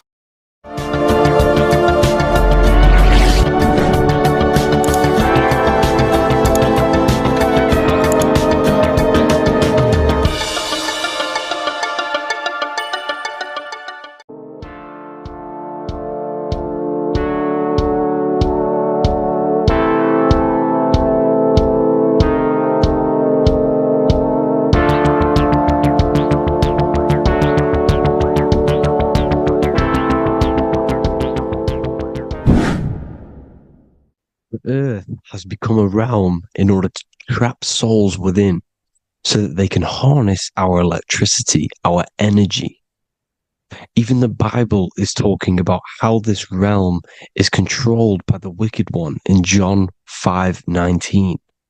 We know that we are the children of God and that the whole world is under the control of the evil one.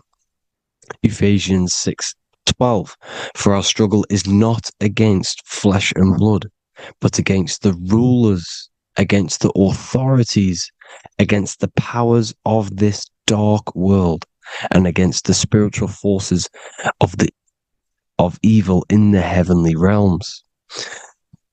So the Bible is telling us that this is not the only world. There are other worlds, there are other realms that we can go to, considered as heaven. Heaven being a higher realm where there is no evil, no darkness. This is a midpoint realm where there is good and evil. Now, we're going to explain how the soul trap is how it's working, and how your soul is being harnessed for its energy, and how you are tricked to come back to this realm after death. What you need to understand is first is that you are the invisible intelligence behind the physical body. You are the mind and soul. The soul is the true you, the good you. It is pure love, pure bliss, eternal, never dies. The mind can be corrupted though. The mind is the intelligence of the soul. It is invisible. It has no true form. The intelligence inhabits the brain. The brain is the computer to control the electrical machine called the nervous system, which is choice, program, and action. You are the invisible intelligence behind the body, and this will prove it even more. You do not even see into the external world. You are seeing an image produced by the brain, because the light is being sucked through the retinas of the eyes. The image is produced in the visual cortex at the back of the brain. What does this mean? This means that we are the consciousness in the center of the brain, in the pineal gland, that is experiencing the program being ran by the central nervous system in the brain. This is the sigil of Lucifer.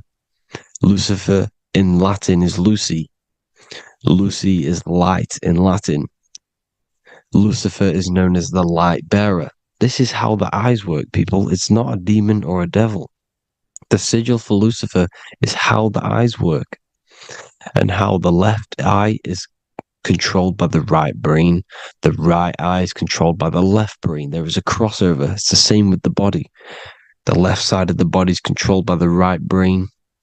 The right side of the body is controlled by the left brain. There's a crossover with our hemispheres in the brain. Now, this empty chamber in the center of the brain is where this universal cosmic intelligence is held, known as the most holy place in the Bible, the throne of God. Okay? This is above the 33 vertebrae on the spine. As you can see here, you are the being in the center of this point. All of the nerves are being sent back to this one particular point, which is the seat of our invisible intelligence. You can see it's an empty chamber. Our consciousness, our intelligence is not a physical thing. This intelligence is the true voice inside of your head. This is why your head is heaven, your heart is earth, your heel is hell. Your head is heaven because this is the seat, the throne of God. God is in heaven because the consciousness, this divine intelligence that's controlling the body, is sat in the center of the brain. The brain is taking commands of this invisible intelligence. When you close your eyes, you can feel your awareness, your consciousness, your intelligence is all in the brain. Your awareness is not in the feet, the heart, the legs, the arms. It's all in the center of the brain. Now, if you meditate deeply, you will find that you are beyond the mind. You are the being observing the thoughts. You are the soul observing the thoughts. Now, with this being said, you are the consciousness experiencing the program being ran by the central nervous system in the brain, because you're not seeing into the external world. It's an image. It's a simulated image produced by the brain and the central nervous system. You do not experience the external world. You do not feel the external world.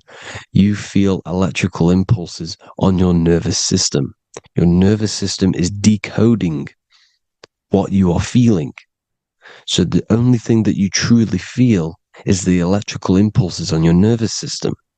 This is why the nervous system is the tree of knowledge of good and evil, because it gives your invisible intelligence, your mind, the knowledge of good and evil. It can detect good things. It can detect bad things. If it's hot, if it's warm, if I need to go, the nervous system is doing this. It is the tree of knowledge of good and evil. Okay? Now this universal intelligence is symbolized as the single eye. Okay? Matthew 18:9. It is better for you to enter life with one eye than to have two eyes and to be thrown into the fire of hell. What does this mean? It's symbolic, it's metaphorical, people. It is metaphoric. Your universal intelligence is the single eye, the one eye. It's the balance between the two poles, between the left and the right, the good and the evil. It knows the right thing to do all the time. This is our inner guide. The inner self is the inner guide. And when you are operating your life off duality, using your two eyes, you'll be thrown into the fire of hell, lower states of consciousness. Because you're split. You need to live in oneness, even, balance. Matthew 6:22, the light of the body is the eye. The light of the whole body is the eye. You are a light being. Human.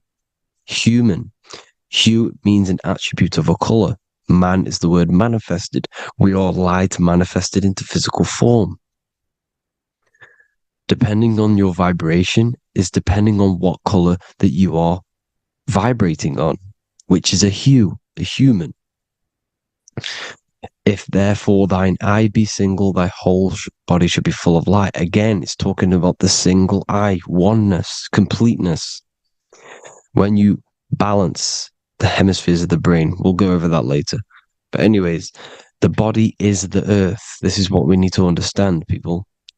The body is running the simulation, the program that our consciousness is experiencing. So when we leave the body during death and astral projection, we leave the earth. This is how it works. The body is the vehicle for the earth, for this realm. Everything exists within our mind. You have the soul, mind, and body. The soul is the observer, the watcher, the true being. This is why she has many different heads, because the soul inhabits different bodies. This is the serpent, which means knowledge, which is the mind, wisdom. And this is the body, soul, mind, and body, Brahma, Vishnu, Shiva. The mind is the bridge between the soul and the body. So what do I mean? When you astral project, you are using your mind to project your awareness, your observing consciousness outside of the physical body. The mind is the projector, projecting consciousness. By using your mind, you can project your consciousness outside of the body, which is known as the astral realms, which is known as walking on water. Jesus was never walking on physical water, people. It's metaphorical. Believing the physical body. The water is the ether, which is the veil between the physical and the astral realm. It's a fluid substance. It's on either side. It's physical and astral. The ether is the fifth element that they hide from us. Why? Because they're trapping you in the physical. They are hiding all of these realms. Etheric, astral, and mental. People think their mind is their brain. It's two separate dimensions. These are completely different dimensions. The mind is way more intelligent. The mind is formless. There is no form to the mind. You can think anything you want. You can manifest anything you want within your mind. It is not a physical object. The physical realm is being controlled by the mind. Everything's being controlled by the mind. Everything exists within the mind. This is why the Egyptian says the universe is mental. So when we project our consciousness outside of the physical, we go to the astral. The ether is the water that Jesus is walking on. This is the veil between the physical and the astral world. The word together has ether within it because it joins the two worlds together, together, the astral and the physical. The word either is ether because the ether is on either side, physical and astral, physical and spiritual, physical and non-physical. In the astral realm, the mind can manifest anything we want. We incarnate to restrict our minds. This is why Saturn, if you go and watch my video on Saturn, how Saturn is this simulation, okay, our minds can manifest anything we want in the astral plane in the click of a finger. However, when we incarnate in matter, we now have to labor for our manifestations. This is why Saturn's known as the great teacher in astrology, because he teaches you a lesson. When your mind incarnates into matter, it's teaching your mind a lesson, the knowledge of good and evil. This is why the Bible says, you shall be gods and know the knowledge of good and evil. When you incarnate here, you have to know the knowledge, you need to know the knowledge of good and evil to become a god. Okay? Now, the square is the physical plane, the triangle's the ethereal plane, the circle's the eternal plane. The circle has no beginning, no end, it's eternal. The physical plane is the square, it's limited. The square is limited. The cube is the geometric shape which gives rise to matter. Now, the term think outside the box has truth in plain sight. You have to think outside the box to project your consciousness, use your mind to project your consciousness outside of the box, the physical plane, into the astrals.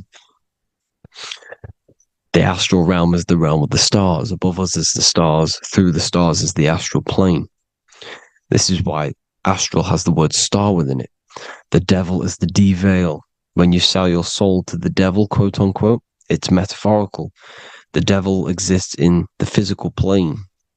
It's the lowest state of consciousness. The de-veil, you de-veil yourself into the physical when you are the devil. The de-veil. The ethereal plane. Now, we all know what the famous symbol of the all-seeing eye, right? The all-seeing eye with the eye in the triangle. Look at the Masonic artwork showing you the triangle above in the sky. This is symbolizing the ethereal planes. The eye in the triangle symbolizes your invisible intelligence, your mind, which has the ability to see on either side. Because the triangle is the ethereal plane. The eye is your consciousness, your intelligence. And this intelligence has the ability to see in the physical plane and to see in the ethereal planes, in the astral planes. This is why it's above the earth. It's above the ground. Because it can see here, it can see in the heavenly realms. Now, the stars are, well, this is known as heaven, the realms of the astral planes. This is some quotes from the Emerald Tablets of Thoth. Out of the darkness ye must rise upwards, one with the light and one with the stars. Man is in process of changing to forms that are not of this world. Grows he in time to the formless, a plane on the cycle above. So there's other worlds. The Bible's telling you there's other worlds, there's other realms. Know ye must become formless before ye are one with the light, the astral light above, which shining through the stars. Not of the earth are ye, earthy, but a child of the infinite cosmic light. You are the invisible intelligence controlling the physical body. The body's not you. It's the vehicle that your soul lands in when your mind projects your consciousness into that realm. Free from the body, I flashed through the night. Unlocked at last for me was the star space. Wow, that's powerful. The star space, the astral planes. This is what it's talking about. We are all a star. We descended from the astrals, which is the star. We are all a star. Look at the ancient paintings of Jesus' birth. It's the star beaming his consciousness down into the physical plane. Here's another one. Here's some Freemasonic artwork showing you, again, the ether, that invisible intelligence, the eye, manifesting itself inside of here, in the physical realm, where the people are. You see? It's the same here. This is Jesus. Here's the bird symbolizes the Holy Spirit, your invisible intelligence, descending into the waters, the ether, the ethereal, everything. The ether is the base of all physical matter. Here's truth in plain sight. Mr. Bean, the famous TV program in England, in the UK. He begins the program like we all begin the program for falling from the stars. He falls down with a beam of light. And this is truth in plain sight. This is false. The aliens don't exist. They're a lie, alien. But this symbolizes the star beaming our consciousness. And when we die, this star will suck us back up. Just like this UFO is doing. It's truth in plain sight. So, this is some more Freemasonic artwork. Going from duality to singularity. Sun, moon, masculine, feminine. Right hemisphere, feminine, left hemisphere, masculine. The consciousness in the center, the balance point. Here's another more Freemasonic artwork. The two pillars, left and right hemispheres, and the invisible intelligence between the left and right hemispheres. The light of the body. This is why light's coming off it. Because it's light, it's pure light. The blazing star. The stairs go from the checkered board, the duality, up to oneness, in between the sun and the moon, the masculine and the feminine. This is symbolizing going into oneness. What did the Emerald Tablet say?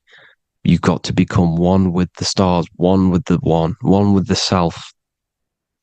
Balancing the two hemispheres so that you can gain, because when the two hemispheres are balanced, you can gain a more deeper connection with your invisible intelligence. Same with the chakras. When the chakras, the 7 seals in the Bible, these are 7 seals because when you conquer the 7 chakras, when you balance the 7 chakras, you then gain a more deeper connection with your internal self. Because your mind is not filled, it's not being ran, it's not being dominated by these 7 deadly sins, the 7 seals, the 7 chakras. These are 7 energy centers which are concealing our true form. Balance makes us have a stronger connection with our true cosmic intelligence. Heaven is even. This is why Jesus is pointing at the heart. The even point is the heart. You got to balance the chakras and live from the heart, because the heart is the earth. You're in good and evil. The body manifests the lower and the higher self. The higher self is in the higher parts of the body. Wisdom, intuition, expression. The lower self is in the lower parts of the body. Sex, food, and power. This is how they are trapping your soul, people. Like I said, the mind is the bridge between the soul and the body. So by tricking the mind, not giving it the right knowledge, and keeping the mind stuck in the lower 3 centers, thinking about power, food, and sex, this is low vibrating energy. It's going to keep your mind addicted to the physical realms. Okay? This is why you need to go even, balance, heaven. Okay? I will explain the soul trap in a second, how it fully works. But I'm telling you all the science behind it so you can understand. When you are doomed, you are domed. This is the dome, the firmament, the firmament, the mind. Ment is mind, firm is firm. A firmament is doomed under the firmament. You must have a loose mind, an open mind to expand your consciousness beyond the stars, beyond the ethereal barrier. You have to vibrate higher than this world. Your consciousness must be expanded more than the physical plane. You need to learn how to astral project. You need to learn how to leave the body, how to operate outside of the body, so that you, when you do leave the body, you will have recognition. You will have knowledge. You will have practice. But this is as above, so below. The woman's belly is the earth. It's as above, so below. It's a microcosm of the macrocosm. We are the children in the womb. We are the people in the earth being ready to be born into the heavenly realms. As above, so below. It's a microcosm, macrocosm. Everything is in everything on a bigger and a smaller and a larger scale. Now, when the baby figures out that there is a world beyond its mother, what happens? The baby starts to move around and tries to get out of the mother. Because once it starts to hear the external world, starts to hear people, it's going to wonder, what's outside of why am I in here? What's outside? So the baby will force its way out of the mother. It's the same with our minds, as above, so below. When our minds figure out that there are other realms beyond this world, we will seek a way out. This is the womb, the Mother Earth, Mother Nature. It's the mother. We're in the womb. We can be born out of this world, which is being born again in the Bible. When you are doomed, you are domed under the dome, under the firmament, the firm mind. The firm mind will keep you under the firmament. Due to the law of polarity, there has to be other realms. There has to be. Because the law of polarity works in this world, and it will work on every scale possible. It's universal laws. These are universal laws. The law of polarity means that there are other realms polarizing this realm. There is a hell, there is a heaven. There is a midpoint, which is Midgard, which is the one we are in now. Earth, heart. Earth is the heart. Heart is the center, good and bad. The balance between good and bad. Your reality is your level of realization. Your mind realizes other worlds, you will seek a way to them worlds. It's that simple. The soul trap is to keep you stuck in this physical body, which is the earth. This body is the earth. It's running the program, like I said at the beginning. It's running the simulation that your consciousness is experiencing. You are an electromagnetic being, and you're hidden in a cage, your rib cage, and you're stuck in cells, a prison cells. Look, you're in cells. We produce electromagnetic energy. Your soul produces this energy.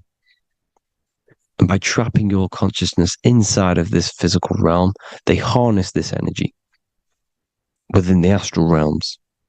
They're using you to manifest demons, because your mind creates demons through emotions and mental thought energy, which is a whole nother video. I can make a video on that. You're manifesting everything for them because they're trying to create a hive mind. This is why they want everyone to believe in one belief system, one government, one belief system, one religion, because they're creating a hive mind. This hive mind will manifest and be summoned within the astral planes, because the mind manifests the astral plane. The astral plane is the realm of imagination. The mental plane is the realm of just thought alone. The etheric plane is the energy. The physical plane is the matter. So all of our minds together are manifesting these demons within these subconscious realms, the astral. Now, how are they keeping you stuck to this realm? Well, when you die and you're stuck in your lower three chakras, okay, when your mind and soul detaches from the body, which is the earth, when you leave the earth, you're still going to have these mental addictions to the food, the sex, the materialism, the phone, the cigarettes, everything. This is why they get you addicted to everything possible.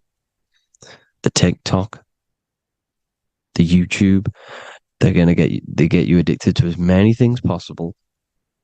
Because when your mind is addicted to these things, and when this mind leaves the physical body, you're still going to have these addictions.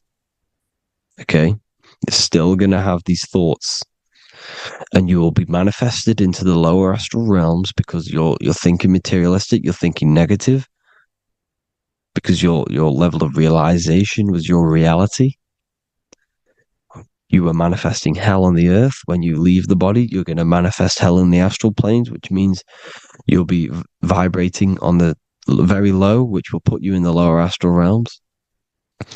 So guess what? You're going to come back. You're going to come back into materialism. You're going to reincarnate. Because you haven't prepared for life after death. You must detach from the external world. Okay? Moon is mind. The sun is the soul. The earth is the body. The moon is the mind. This is why we say lunatic. In your mind, you have a specific mood. Moon. Money, M-O-N, is the moon. Money exists in the mind. They get you addicted to the money. The Bible's telling you this. Do not conform to the pattern of this world, but be transformed by the renewing of your mind. It's telling you, of this world, but be transformed by the renewing of your mind. Who knew that the Bible was this deep? Matthew 16:26, what good will it be for someone to gain the whole world yet forfeit their soul? James 4:4, don't you know that friendship with this world means enmity against God? Therefore, anyone who chooses to be a friend of this world, of the world, becomes an enemy of God. John 4:4, dear children, are from God and have overcome them, because the one who is in you is greater than the one who is in the world. It's talking about the invisible intelligence. It's greater than the physical world. John 2:15, do not love this world, nor the things it offers you, because this world will create you to, if your mind has attachments to what this world offers, sex, money, and power, pretty much, you will reincarnate here. You will come back here, because when you leave the body, your mind will still have these addictions. Do not love the world, nor the things it has to offer you. All of this is in my newly published book. The paperback versions are now available. Finally, for all the people who have been waiting, the Book of Wisdom. All of this knowledge is inside of the Book of Wisdom. The paperbacks are available. There's worldwide shipping. You can get it anywhere, pretty much, any country. My new website, it's amazing. There's going to be some amazing products coming on the new website. But I thank you all for the support. Before I leave, I need to explain what is going on with the soul trap. Like I said at the beginning, the mind's the bridge between the soul and the body. The body's the realm. By tricking your mind with false knowledge, they are keeping your soul stuck to this realm. They get you addicted to all the physical things, and that is it. As soon as you're addicted and you die, you're going to come back. So by tricking your mind, which is the bridge between the realms, they keep your mind stuck within this body. They keep you in physicality. They deveil you, the devil, the deveil. Thank you all for the support, people. If you do want to join the Academy, all the links will be posted below this video for the book, The Academy. Thank you all for the support, and have an amazing day.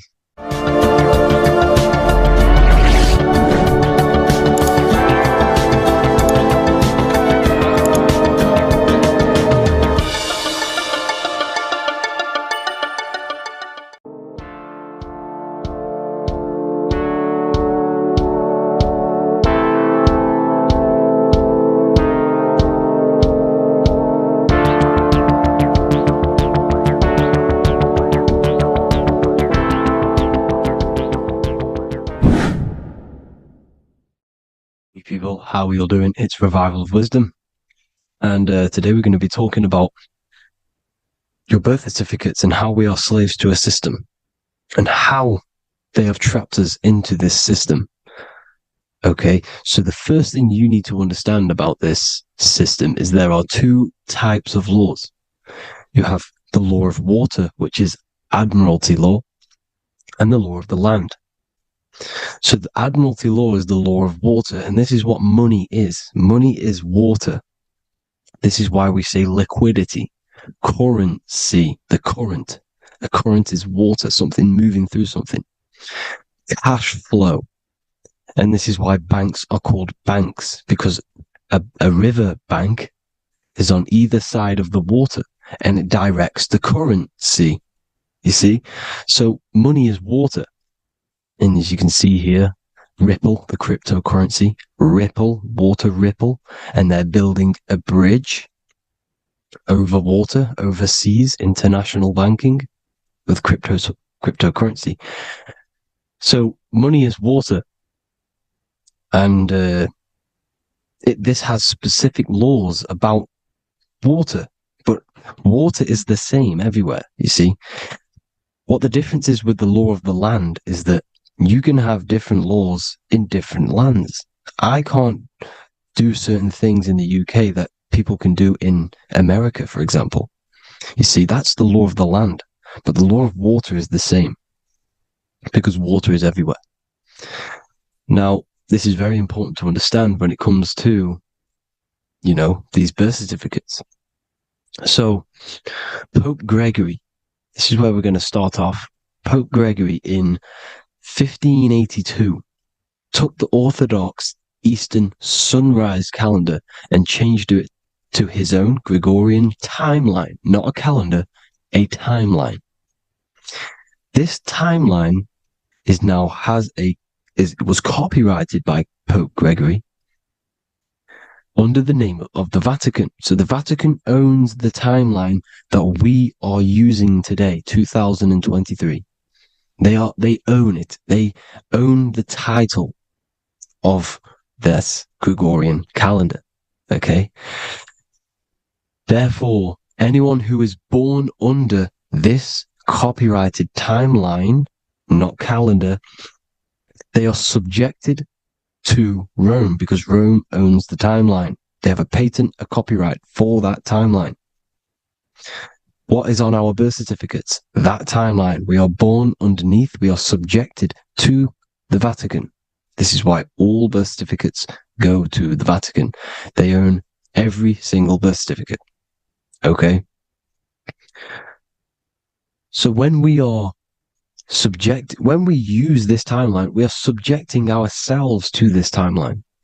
Okay? Which the Vatican has a claim over. This calendar or timeline is set to sunset, not the sunrise, which is associated with death, darkness, and the moon, lunatics. You see, so this is a sunset calendar timeline. Okay, this is now, they've changed a couple things, right? They say that the new year is January the 1st. Okay, when we know this is in winter. January is winter, which is associated with darkness, death, the death of nature. So this is a death cult, people. These people are evil. They're so evil. The Vatican. And this is why we use April Fool's Day, because April is in Aries, and Aries is always the start of the zodiac. This is why Aries rules the head region. 12 zodiacs, 12 systems of the body. Each zodiac is associated with each part of the body, and this is why Aries is the head, cerebrum. But we're not going to talk about it in this video. But yes, that is what April Fool's Day is. They're putting it in your face. April Fool's Day is the real start of the year, when the sun starts to rise again, when the risen Savior is resurrected, when it's born again. This is when the Jews celebrate the Passover. This is when the Christians celebrate the resurrection of Jesus, and they eat lamb. The Jews eat lamb because we're in Aries, the new year. The sun is now born again, our risen Savior, the light of the world.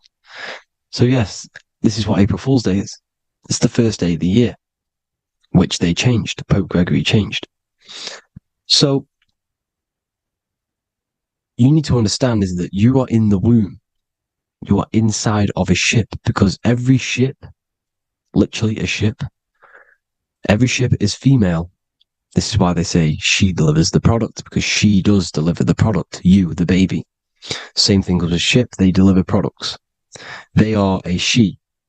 And when they pull up to the bay, like you can see on this picture, they're pulling up to the bay. This is now called the birth canal. The ship is now in birth.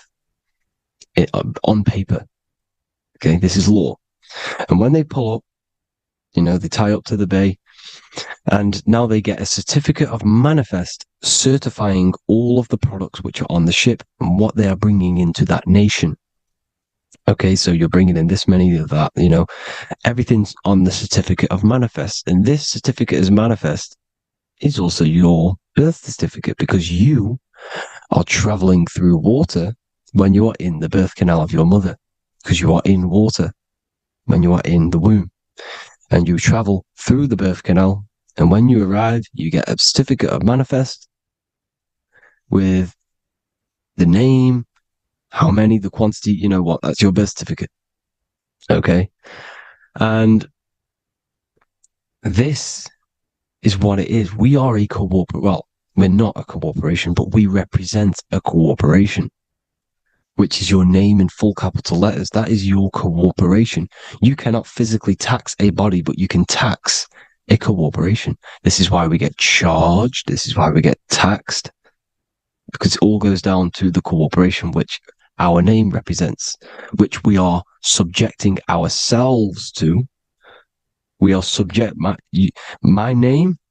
I am subjecting myself to this name, and that name has a corporation which I represent, which I subject myself to. You see, this is how we are attached to this straw man, this character that they have built on paper. So it's a character which is on paper. This is what we represent. So when the woman gives birth, she delivers the baby, and then she has another substance. Now I'm going to break down how they attach this name to us, how they do it. Okay.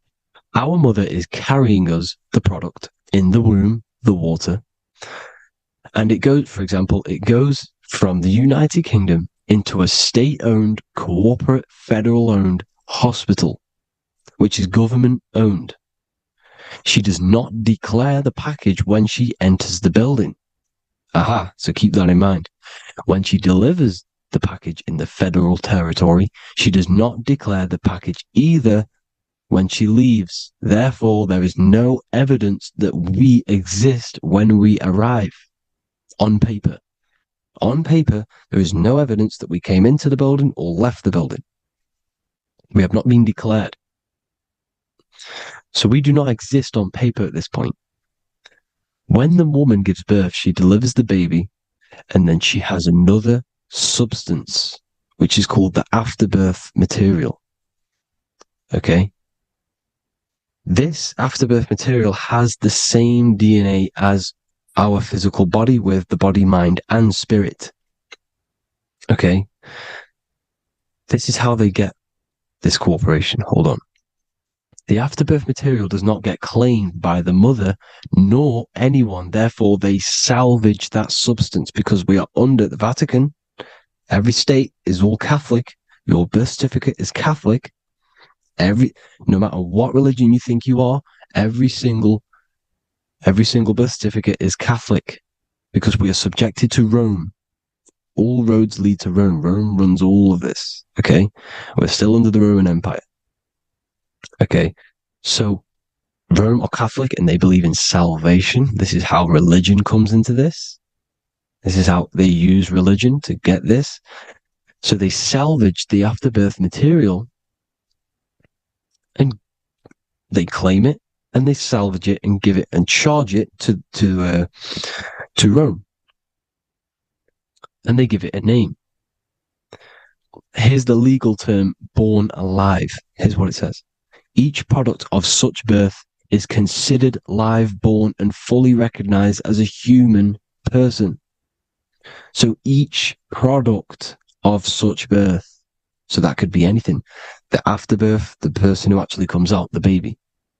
So your afterbirth, which we do not take with us, we take the baby with us, they keep that in the hospital, they collect the afterbirth, and they salvage it, and they give it the name, which, it is us. We are a representative to that afterbirth material, which they put the name on, they claimed, which is subject to Rome. So we are walking around our whole lives as a representative to that claimed salvaged afterbirth material, which the federal state have. Okay.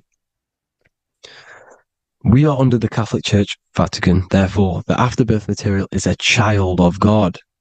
See, on paper, therefore, they believe in salvation and salvage the afterbirth material. This material has no mother or father. The state pick it up.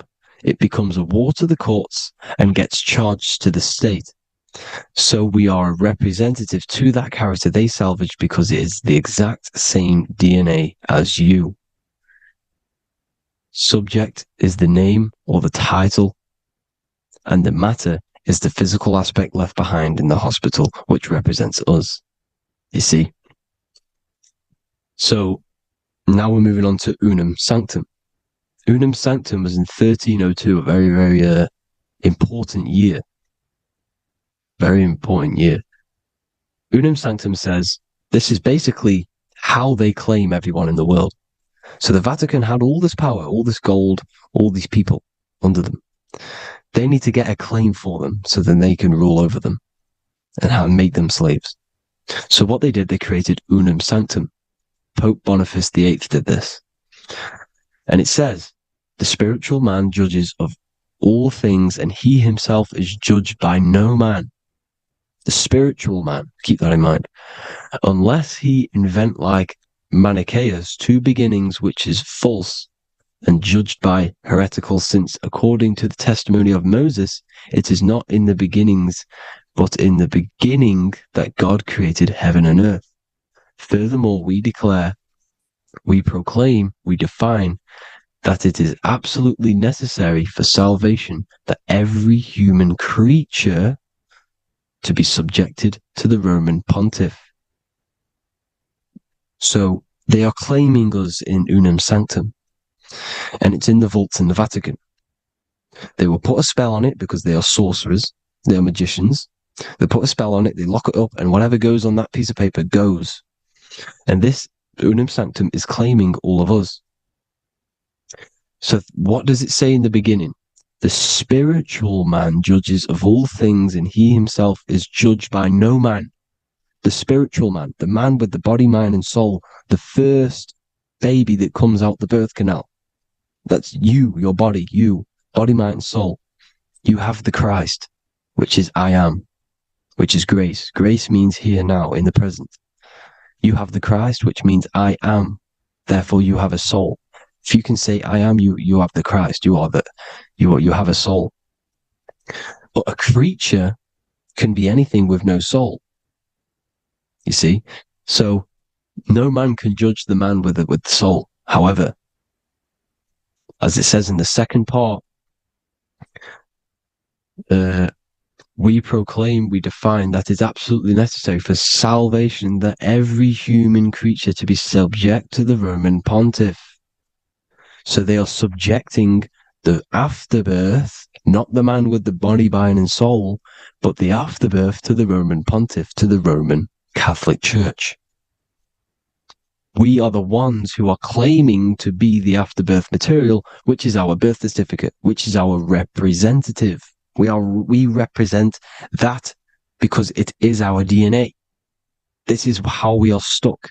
We are stuck because we represent this DNA, which is on paper, recorded. You see? So we, being untaught, uneducated in these subjects, we are subjecting ourselves to this system, to this slavery, because we just want to live. We just want to live happily, just peaceful. Think about it. Where's all this coming from? Where's all this war, all this killing, deaths coming from? We just want to live.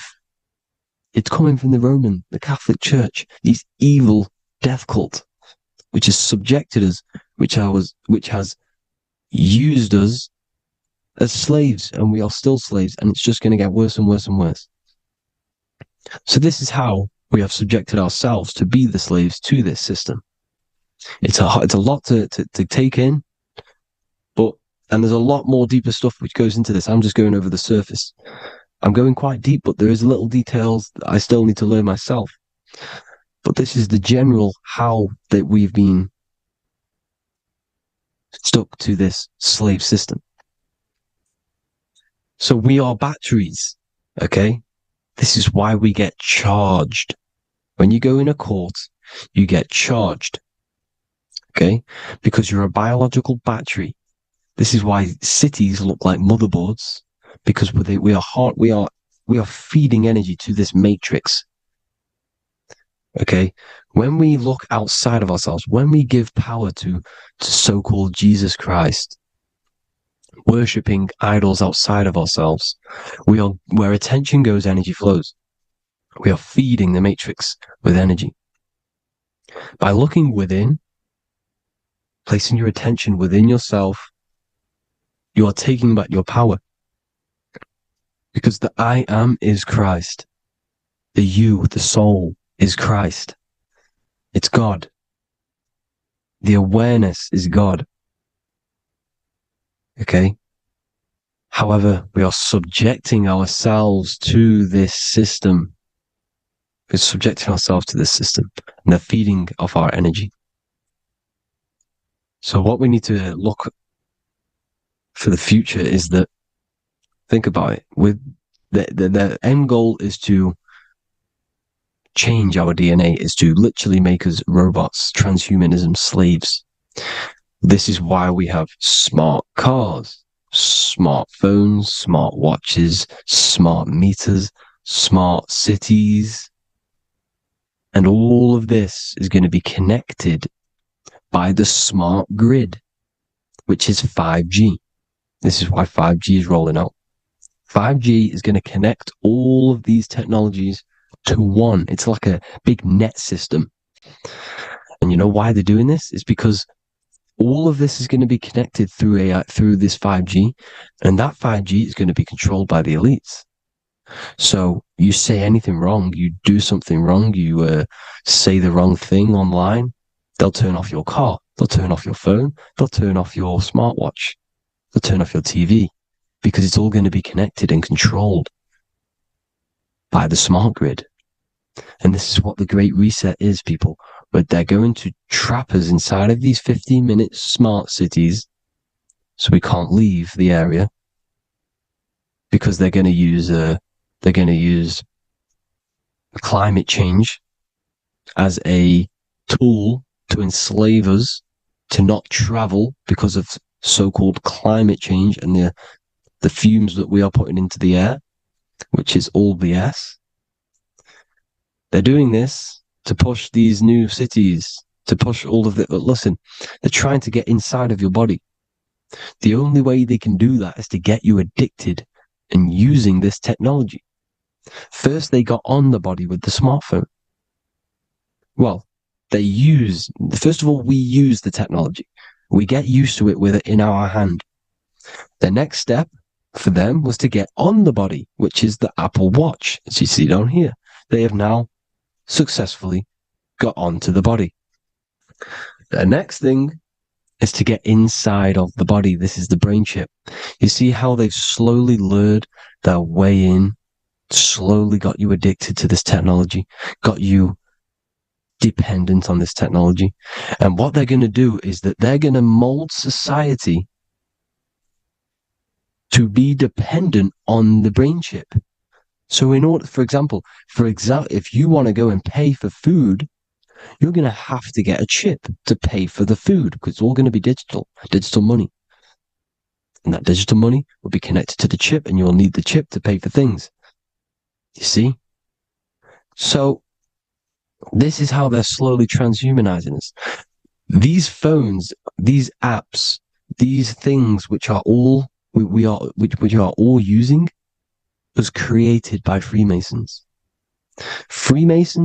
Mason means traveler, because they travel the depths of the mind. They understand human consciousness. They understand the brain. They understand the mind. By the deepest root cause, they understand it. This is what Masonry is. It's the occult. So these technologies is designed by these people. This is why they're so addictive, because they understand how it works. They understand how to get people addicted, because they understand human consciousness, the brain, the body, and the mind. So this is the advantage Freemasons have over us. And these secret societies, which have gone through the orders of Freemasonry and progressed onto these secret societies, which are the evil side, because I'm not saying Freemasonry is evil, okay? But the societies which they go beyond Freemasonry, because you can go beyond the 33rd degree into these secret societies, and they use this knowledge for the bad, to enslave people. And this is what's going to happen. Transhumanism. So I hope you all learned some insight for today. Please do a bit more research on, the birth certificate and stuff like that, the straw man. And have an amazing day, people. Please like, comment, and subscribe. Peace.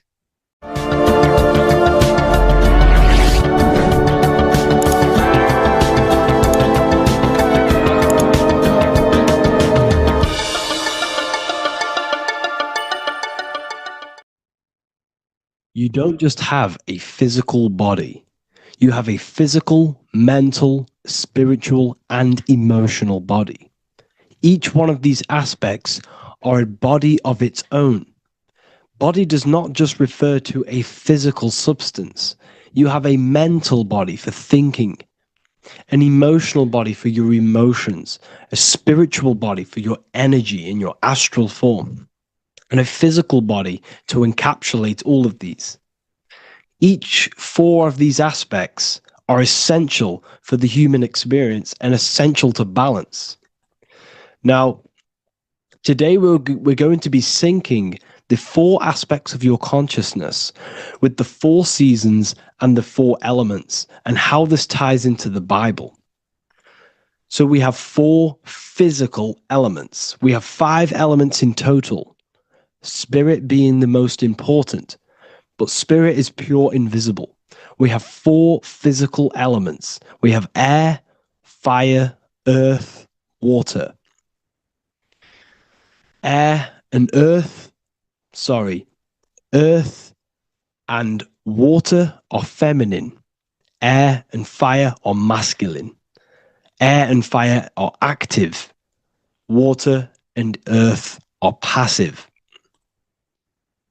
The air corresponds with the mental body of consciousness. This is where your intellect, this is where your communication, this is where your thoughts, intuition all comes from.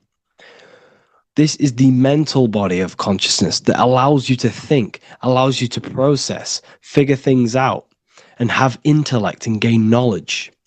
This is your intellectual aspect of your consciousness, located in the head region.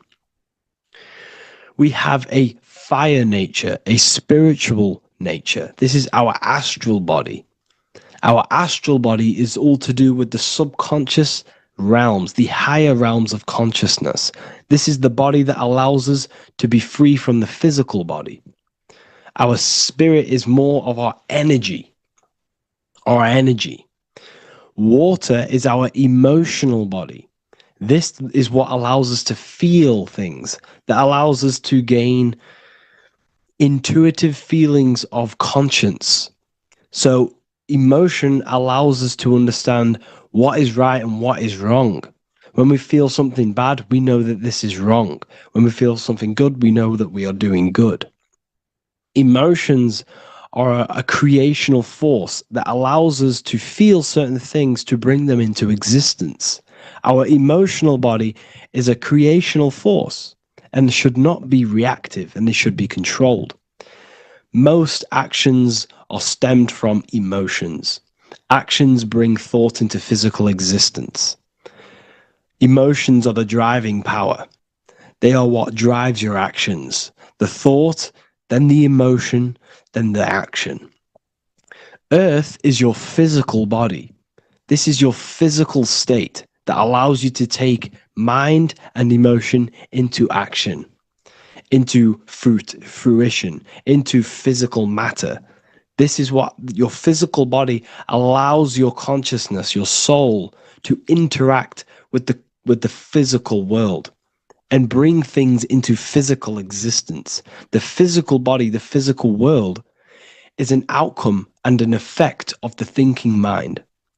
All physical substance comes from the thinking mind. The pen, the phone you're holding, the microphone I'm speaking into, all began as a thought in the thinking mind, then it was brought into physical reality. Earth is the most dense. So it goes in this order: body, emotions, spirit, mind. The higher you go up, the more lucid and fluidic it becomes. The lower you go down, the more dense and dull it becomes. Air is the mind, Fire is the spirit, water is the emotion, earth is the physical body. So this is why you are a microcosm. You have these four things within you. You contain of these four elements, which correspond to the four bodies of your consciousness, the four bodies of the soul. You are the soul. You are the spirit. So this is why in Theologians 4:17 it says, caught up together with them in the clouds to meet the Lord in the air. You don't meet God or the Lord in the physical air, in the clouds. This is clearly a parable. A human being cannot go up to the clouds and meet a mystical man in the clouds. This is obviously a parable, a metaphor. The air is your mind. You must raise your consciousness beyond the body, beyond the emotions, beyond the spirit, and enter in the mind during meditation, turning the mind inward to connect with the Lord. The Lord is the highest aspect of your consciousness, the one that exists beyond the physical body, beyond your emotions, beyond the thought. So you meet the Lord in the air, in the mind. The mind represents the air. This is why in America there's a saying called an airhead. You're an airhead. This means that you are stupid, or you don't think, or you have nothing in your mind. You have nothing in your head. When someone's very stupid, you call them an airhead, because air represents the mind. The air is elevated. The air is invisible. The mind is totally invisible to the human eyes. It is a metaphysical substance. In fact, it's not a substance at all. It's so fluidic. It's everywhere. The mind can be everywhere at all times. It can be anything. Nothing is impossible within the mind. Now, this is synced with the four seasons. The four seasons represent the four aspects of human consciousness, the four bodies of your consciousness, the four bodies of your soul. The sun is your soul, okay? And the sun travels around four seasons. Summer, when the sun is the most hottest point. Autumn, when the sun starts to move away from the hottest point. Things start to die. Then it goes to winter. This is when everything dies. This is when things enter in within itself. This is when darkness occurs. Then spring. This is the reignition of the sun. This is when the sun starts to bring back the warmth back to the summer. You have four seasons which correspond to the four bodies of consciousness. Fire is the spirit. This is when you are passionate. This is when you are taking action. This is when you are fiery. The sun is blazing. You're taking action. You're very passionate. You're very spirit. You're in the spirit. Autumn is water, emotion. This is when you start to become very reflecting. This is when you start to feel emotional. Because in autumn, there's lots of water. This represents the emotional body of consciousness. Winter is the mind. This is air. Winter, what happens in winter? Everything enters within itself. The leaves die. The trees die. Everything dies and goes within. This is the mind. The mind is the darkness, remember. You close your eyes to enter within the mind. The winter represents meditation. In the winter, what do people do? They stay inside of their house. They research more. They read more books. They become more intellectual. They think more in the winter because we are so we're stuck inside. So we're more reflective. We're thinking more. We're more communicative. We're more intellectual. In the spring, this represents the earth, the body. This is when we start to come out of the mind and we awaken to the body, and things start to grow again. The plants start to grow. The earth is growing again and reborn again. This is the body. This is when you become more active in the spring. And then the summer, back to the summer, we then take action on these thoughts and these thoughts that we gained over the winter. Essentially, this is just a massive cycle. And this is a daily cycle also. The nighttime is the winter. The morning is the spring. The midday is the summer. And the evening time is the autumn. This is a microcosm. We have four bodies of consciousness. You are the sun, you are the soul, and the soul has four bodies: summer, autumn, winter, spring. Emotion, air, body, spirit. Sorry, emotion, mind, body, spirit. So you are the soul. You are the pure essence of consciousness.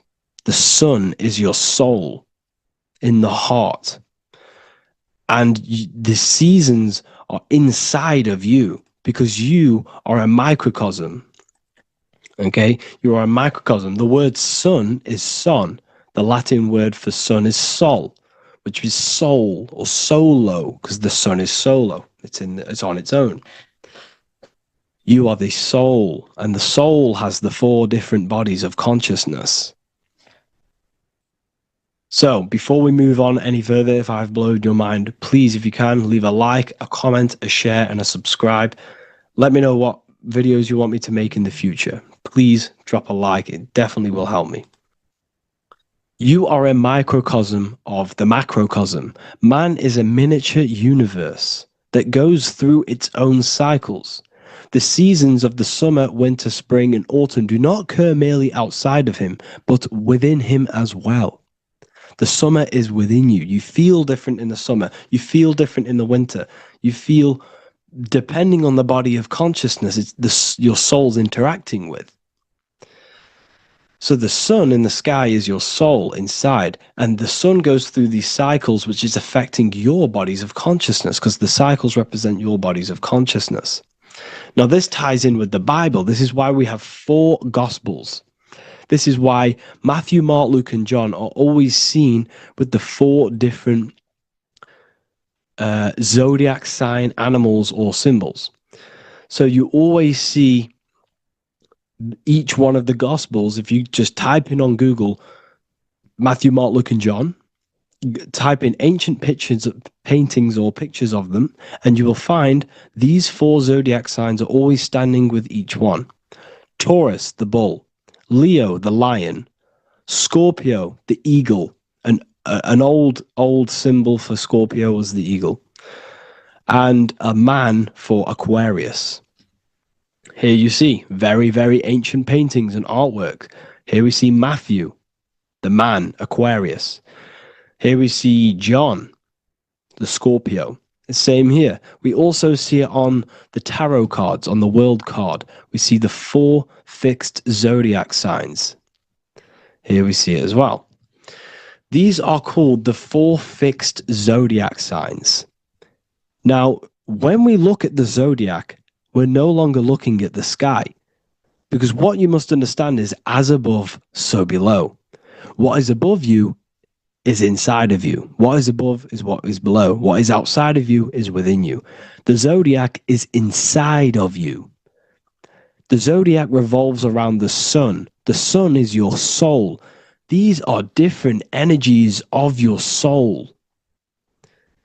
Like I said earlier, the four seasons are the four bodies of your consciousness. And in each body of consciousness, you have these different energetic energies that you can work with. Okay, so this is the true astrology. This is the true astrology, the internal esoteric astrology.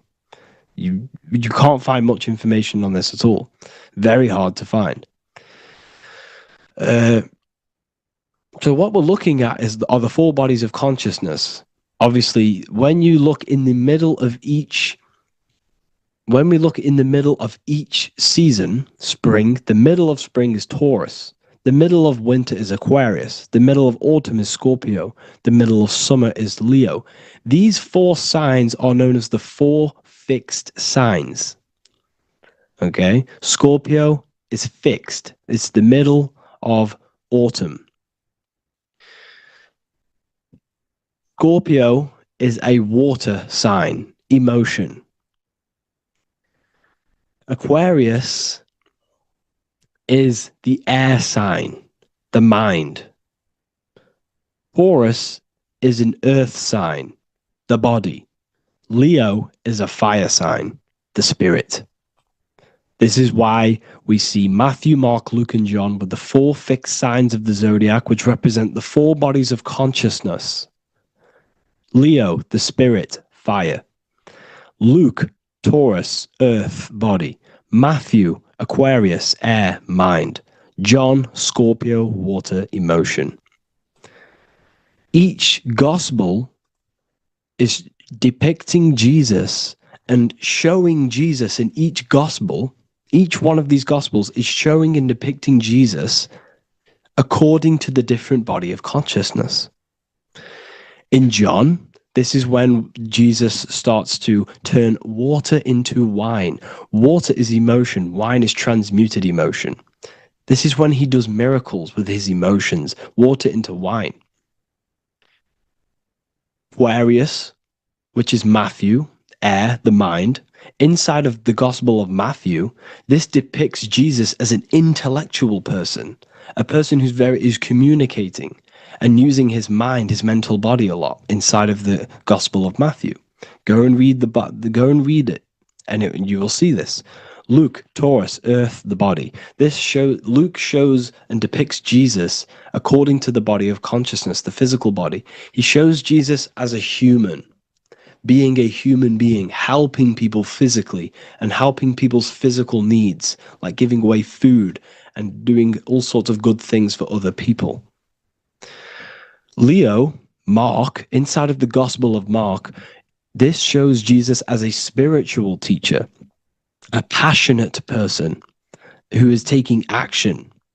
Each gospel is showing Jesus according to the different body of consciousness, and Jesus represents you, the Son. That's why it's called the Son of God, the light of the world.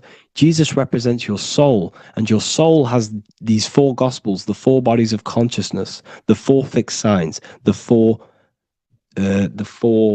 elements, and the four seasons. These things all correspond to your consciousness. So this is Leonardo da Vinci showing you the exact same thing. Jesus is the I am, the Son, the soul, in the middle, on his own. Luke, spring, earth, body. There are 3 people in each group. There are 4 groups, and there are 3 people in each group. 1, 2, 3. 1, 2, 3, 1, 2, 3, 1, 2, 3. Fall, winter, summer, spring. These are according to the 4 bodies of consciousness. Here we see Aries, which rules the head region. He's on the head of the table. Gemini, he's holding up the 2 hands because Gemini rules the 2 hands, the 2 arms. Gemini is the 2 twins, which is the 2 arms and 2 hands, and the 2 lungs. Here we see the beginning of summer, which is Cancer. You see the big knife here. Cancer, him here, this grey-haired guy, holding a knife for the crab. Cancer, they pinch. You have a knife, symbolizing the crab. Leo, the middle of summer, showing dominance. The sun is very dominant. He's got his elbow on the table, showing dominance. Virgo has no Adam's apple.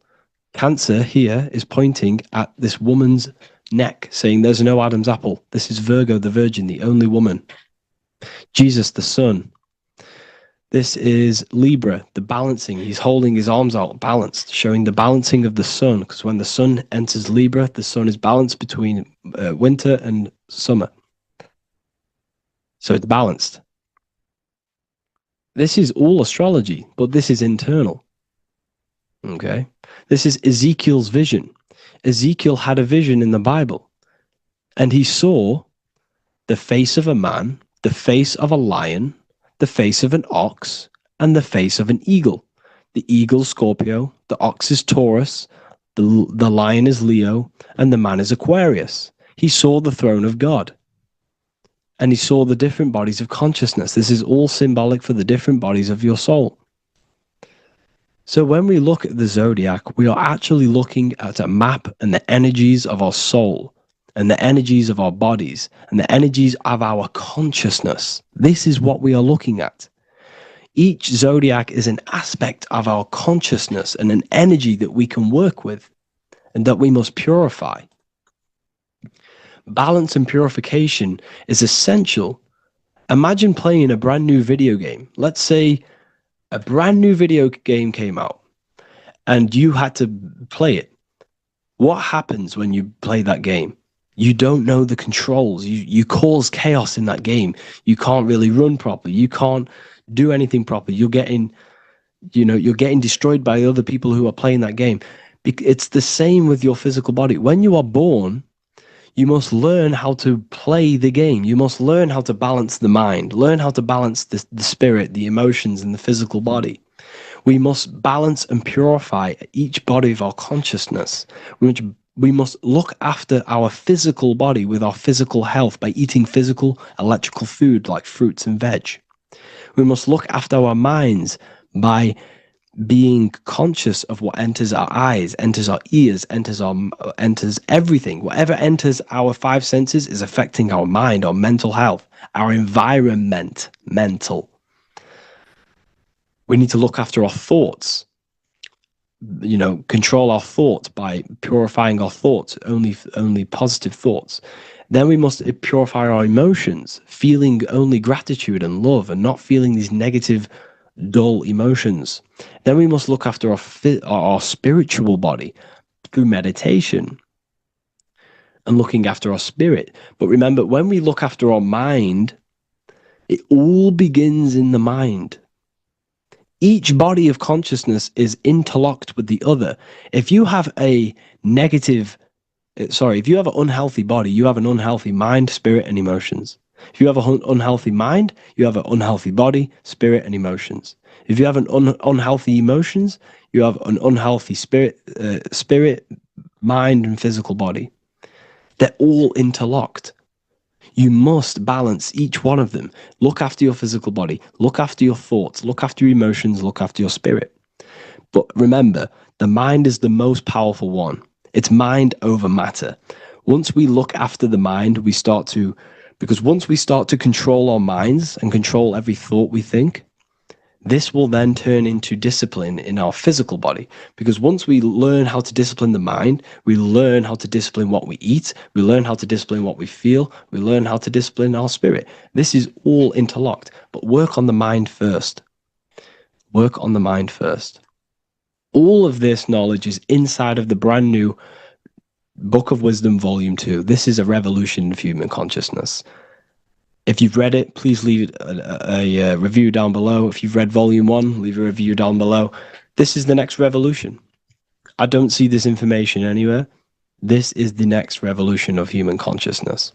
And of course, if you are serious about this and you truly want to gain enlightenment and join an amazing community where you can connect with me on live calls, lectures, the Manifestation Mastery course, you can gain access to my library with over 45 PDFs plus my books. And if you do join the university, you can order a Volume 2 free of charge. All you have to do is to pay for shipping.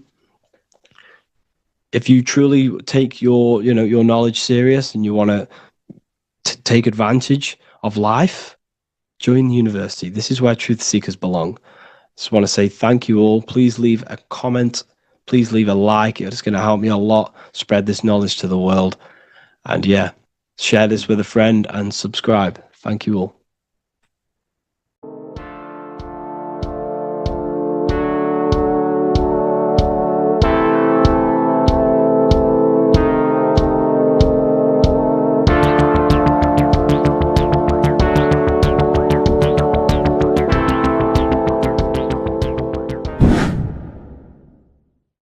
What is good, people? It's Revival of Wisdom. Today we're going to be talking about Saturn. I've done this video in the past. However, this video is going to contain a lot more in-depth explanation of Saturn. So the 33rd degree Mason, Manly P. Hall, said, Saturn is the key to crystallization, physical matter. Light is matter, matter is light. They are interchangeable. Low vibrating light turns into matter, high vibrating matter turns into light. And Saturn is the god of this world, this physical world. He crystallizes light into matter.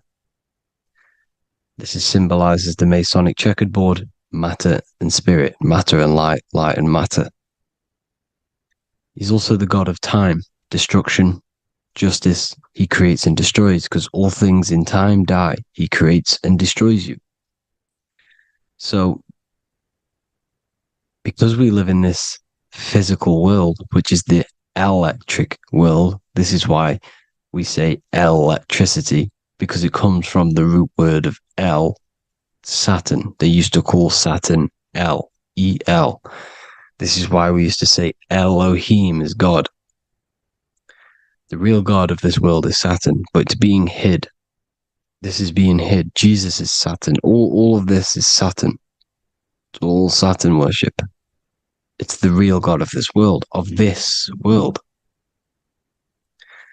So, physical matter is a result of two opposing forces equalized on the plane of inertia, because everything is created out of electromagnetic toroidal fields.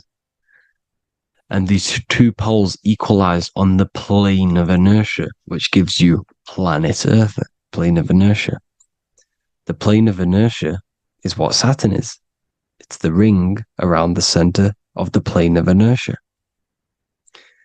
Thank you to Walter Russell saying, physical matter is a result of two opposing forces on the plane of inertia. This is what Walter Russell says, so please check out his work. He's got many books, many books on light and electromagnetism and stuff like that. So I advise you to check him out. So the torus field gives you the binary code 0 and 1, the female vagina and the male phallus. This is the code for this world. Saturn crystallizes physical matter. Now Saturn is the most outermost layer of the 7 layers of heaven, where it says in the Quran, it says, Allah, it is He who created the 7 layers of heaven. Saturn is the outermost layer. He's the top.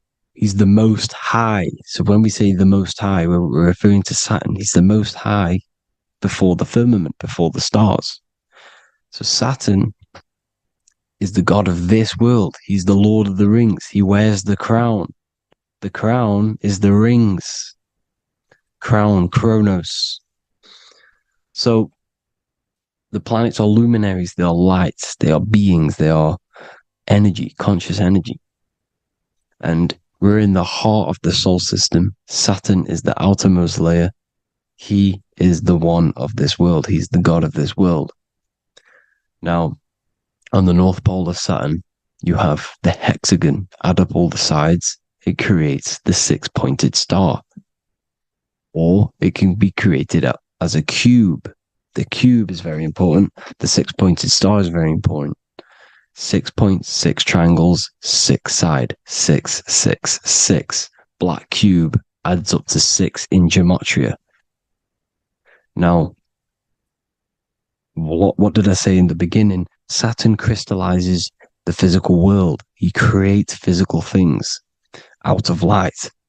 You are a light being. This is why we say human. Hue means the light spectrum. Hue, man, we are light manifested into physical forms. Human. And we are incarnated through Saturn. Satan, same thing. The number of the beast is 666, and the 666 comes from the 6.6 triangles, 6 sides of Saturn, 666. We are all known as carbon-based life forms. Carbon, the atomic structure of carbon, is 666, 6 protons, 6 electrons, 6 neutrons. We are materialized into our physical bodies through Saturn, through the number of the beast. These bodies are the beast, it's the animal. The divine, the Christ, is the consciousness within, because you are a physical, spiritual being combined into one, hexed into one, hexagram. This is a hexagram. You're hexed into physical matter, spirit and matter, light and dark, combined into one. Now you contain of the mark of the beast, the mark of your body. Your body's the beast. It says in the Bible, Satan, who is the god of this world. This world. There are many different worlds, but this world is run by Saturn, and it says that in the Bible. Saturn is Satan. It's the same thing. And look at the crown of thorns are wrapped around the heart. The soul is in the heart. The mind is in the brain. The soul is wrapped around the rings of Saturn. You're wrapped in physical matter. This is what it's showing you. This is symbolizing the rings of Saturn wrapping you. And the cross on top is the cross of the cube. The cube, the black cube of Saturn, unfolds into a cross. So Satan, who is the god of this world, Corinthians 4:4 in the Bible, Satan, who is the god of this world, has blinded the minds of those who don't believe. Saturn blinds your mind because the god of this world materializes you and he blinds your mind when you incarnate into physical matter. When you enter this soul system, not the solar system, you hit Saturn first. He materializes you. And look at the symbol for Saturn. This is the symbol for Saturn. All of the planet symbols are created out of the Holy Trinity. The Earth, Moon, and Sun. Body, mind, and soul. The Sun is your soul, the Moon is your mind, the Earth is your body. Your body's made out of the 5 elements. The Sun is your soul because the Sun is life force. Gives life to everything. Your Sun is a soul. Your soul is the sun of your body. The Moon is the mind. The Moon is the moon of your body, the mind of your body. Intelligence. So all of the symbols of the planets are created out of these. The Saturn symbol is created out of the Earth cross, matter, and the Moon crescent, moon, mind, matter over mind. This is why Satan, who is the god of this world, has blinded the minds of those who don't believe. He blinds your mind. Look at the symbol, it's showing you. The Saturn symbol is matter over mind when it should be mind over matter. So we descend into a soul system, into our 666 Saturn carbon suit bodies, and we are matter over mind. Then we have to move up the spine to go back up to spirit, to mind over matter, where you manipulate your own reality. Now look at this. It creates the number 5. 5 is the number of change. You're moving from this side of the number sequence over to the right side. You're moving from the spiritual into the physical world. You're incarnating into the 5 elements, the 5 senses. So the cube, the black cube of Saturn, is another major symbol. Very important symbol. Here you see the cube, and the color black is associated with Saturn because Saturn's associated with death. He creates and destroys. Light and dark. Death is associated with black, spirit, because you can't see spirit, which is blackness. So the black cube is black because Saturn rules the nighttime, which is dark, blackness, and he rules the winter, which is death, blackness. So Saturn is the black cube. Cubes have 6 sides. Up, down, right, left, back, and forward. Cubes are 6-sided. Everything is 6-sided inside of this creation because you're incarnating, you're materializing, crystallizing into the cube, the world of the cube. Everything's a cube. Everything's got 6 sides. Here's Leonardo da Vinci showing you that you're in the cube. Leonardo da Vinci did this famous painting. You're in the cube, you're hexed into physical matter, where you're incarnated into the 3rd dimension, the 3-dimensional world, which is a cube, 3D. And black cube adds up to 6 sides of the black cube. The Kabbalah means cube god in Arabic. And look at what they do. They worship the cube, the black cube, and they stand in rings like the rings of Saturn. Australia, Denmark, Manhattan, Santana all have these black cubes. You go to New York, you will see the black cube there as well. These black cubes are everywhere because it is the real God of this world, So look at the cross. The cross unfolds into the cube. Xbox, Nintendo GameCube, Sega Saturn. Anything to do with a simulated gaming reality, they put Saturn in it because we're in the simulation of Saturn. This is a simulation. And this is why they reflect this through the Xbox, GameCube, Sega Saturn, anything to do with gaming, simulations, is all Saturn. Because we're in the cube of Saturn, the black cube. We're in the GameCube, the Xbox, the Sega Saturn. As above, so below. So they reflect it through the simulations that they create inside of this simulation. Cubes have 8 points for the 8 points of time and space. 8 is the number of time. Everything's cycling, infinity. So, look at the cube. The cube is symbolized as in Judaism. The Judees have the black cube. They wrap themselves in a black band and they cover their eyes into blackness. The black cube for the black cube of Saturn. They use the star of Saturn and they worship their god on Saturn Day because it's all Saturn worship. And look how the Saturn god is wrapped around with these thorns or leaves, just like Jesus is wrapped around his heart. And Jesus on the cross is us on the cross. We are in the cross. We are in the cube. The cross is the cube. And the cross is even in the Saturn symbol. This is another symbol for Saturn. There's two symbols. You got this one, the one I've just broke down. And there's this one. This is the cross of Saturn, the cube god, the simulation, the game cube. Now, Chronos is another word for Saturn. Chronos means time. When you clock into work, you go to the Chronos machine. Well, I did anyway. And I tap my card on the Chronos because Chronos is time. Anything to do with time is Saturn. He creates and destroys. Look at the artwork of Saturn with the sand, the time. Look at this, how he's cutting off the baby's wings. He's crystallizing the spirit into matter. He's cutting off your wings. Satan, in the Bible, he falls from heaven into earth and he loses his wings. He becomes a serpent. You see, it's all symbolic for us. We are the fallen angels, fallen angles of light. We're fallen angles of light. We are light beings. Now we're fallen into physical matter. Saturn's chopped off our wings. He's chopped off our spirit wings because when you astral project, you can fly. You will fly around. He's got the Reaper staff here, always depicted with the Reaper staff. Now look at the clock. Saturn Day is the 6th day, the number of the beast, 666.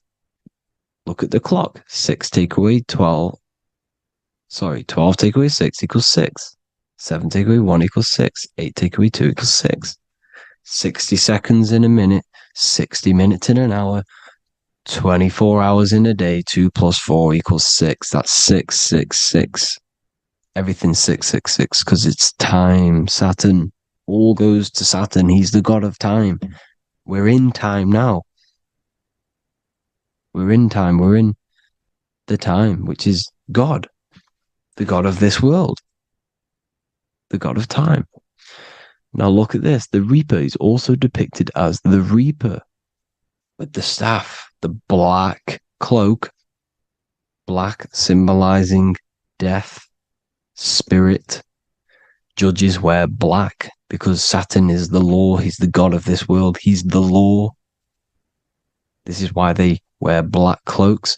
When you graduate from university, you wear a black cloak and a black cube on your head.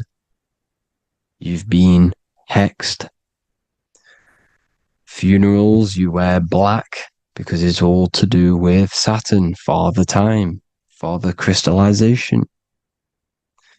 Now, Saturn, here's another one of him cutting off the wings of a child.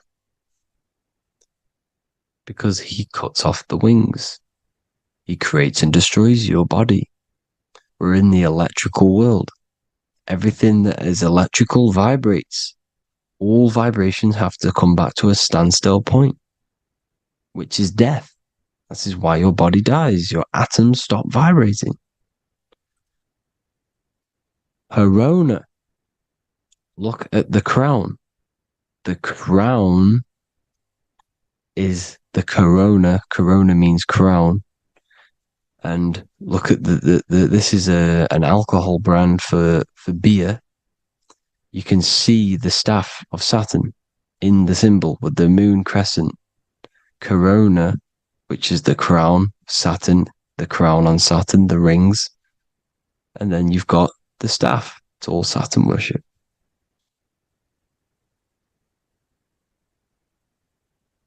Is the black cubes of 9/11. 2 black cubes. This was a ritual for Saturn. It's all ritualistic. And look at the Star of David, the Star of Saturn. It's not the Star of David. Creates IXXI, the sigil of Saturn.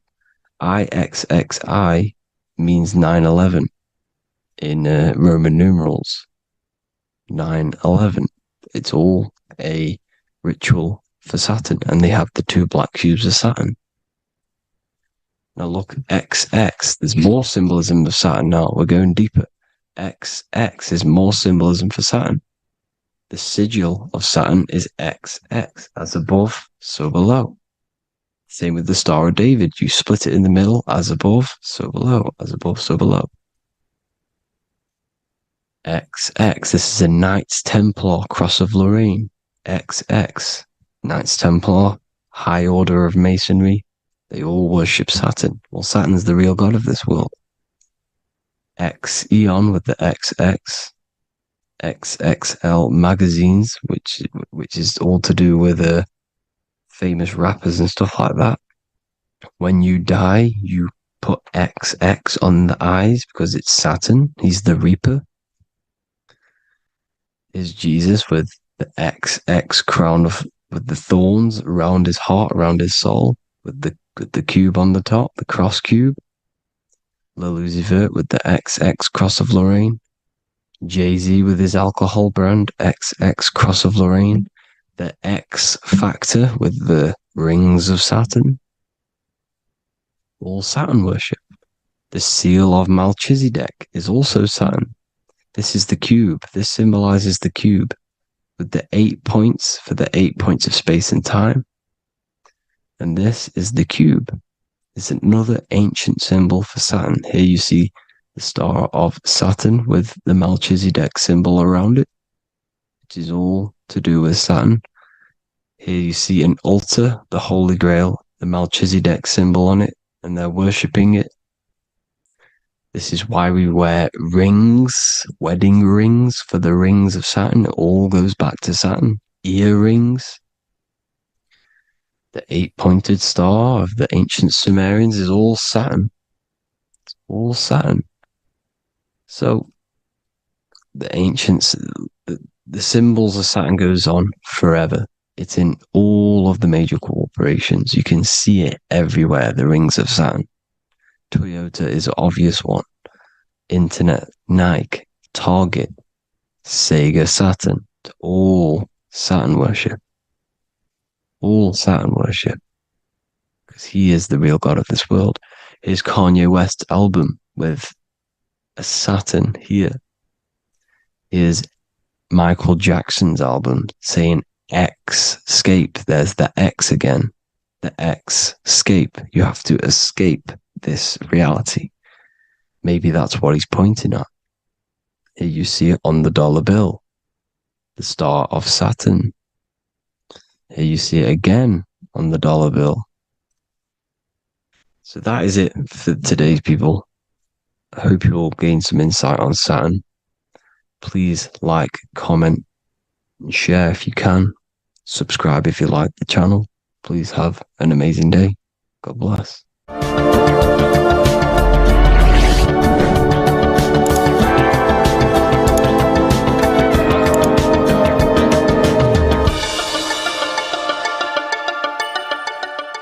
Welcome to Revival of Wisdom. What is good, people? Is Revival of Wisdom. We're back with another video. Today we're going to be talking about the importance of Saturn and the occult. Let's jump straight into this. So Saturn is the god of the earth, right? It's the time of God, change, destruction, physical matter. He creates and destroys, because the energy of Saturn is the key to crystallization. It wraps things in physical matter, right? He creates everything, all life forms, and he takes things back, because the day that you're born, that's the day that your expiry date is coming. The time is ticking until Saturn takes your life. This is why he's known as the Reaper. Okay? As he's personified as eating his child here in this ancient Roman painting. As you can see, he's eating the child. We are all children of Saturn, right? He creates physical matter, our physical bodies, right? He's the god of time because he's the slowest moving celestial body. He's the Lord of the Rings, as you can see here. He's the last one on the ring. He's the slowest one moving, okay? So he is the Lord of time, destruction and creation, okay? This is why his name is Saturn, Satan. He's the devil, okay? But I'm not saying Saturn's evil, guys. It's a part of life. Everything lives and dies, right? He's the key to crystallization. Now, as we have the clock here, our god Saturn, or Chronos in Greek, just means time. He's also the god of time, as I've already said. 60 seconds in a minute, 60 minutes in an hour, 24 hours in a day. Add 2 plus 4 equals 6. 60 seconds, 60 minutes, 2 plus 4 equals 6. That's 666. Okay? And as you see on the clock, 6 take away 12 equals 6. 7 take away 1 equals 6. 9 take away 3 equals 6. 6 is the number of Saturn. It's associated with Saturn, right? He's the god of time, of justice. Everything goes back to the Reaper in the end. Everything lives and dies. Now, the artwork of him, he's always got the Reaper staff. You see, it's personifying death. Now, when you see this, the Romans were not saying Saturn was a real person, a real god in human form. No, this is personification. This is what the ancients always did. They personified, just like the Bible. It's all personification.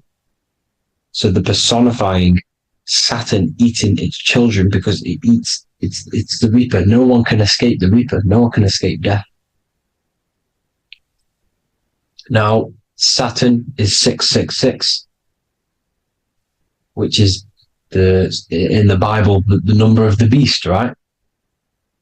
The number of the beast, Satan, 666, right? So on the North Pole of Saturn, you have a hexagon, which makes a cube, right? Now this hexagon, when you join up all the corners, creates the 6-pointed star, known as the Star of David, right? In the Jewish religion. Now, as you can see, the 6-pointed star has 6 points, 6 mini triangles, and a 6-sided hexagon. That makes 666. And also, your Saturday is named after Saturn, the 6th planet, the 6th day of the week, and has a 6-sided polygon on its north pole. That's also 666.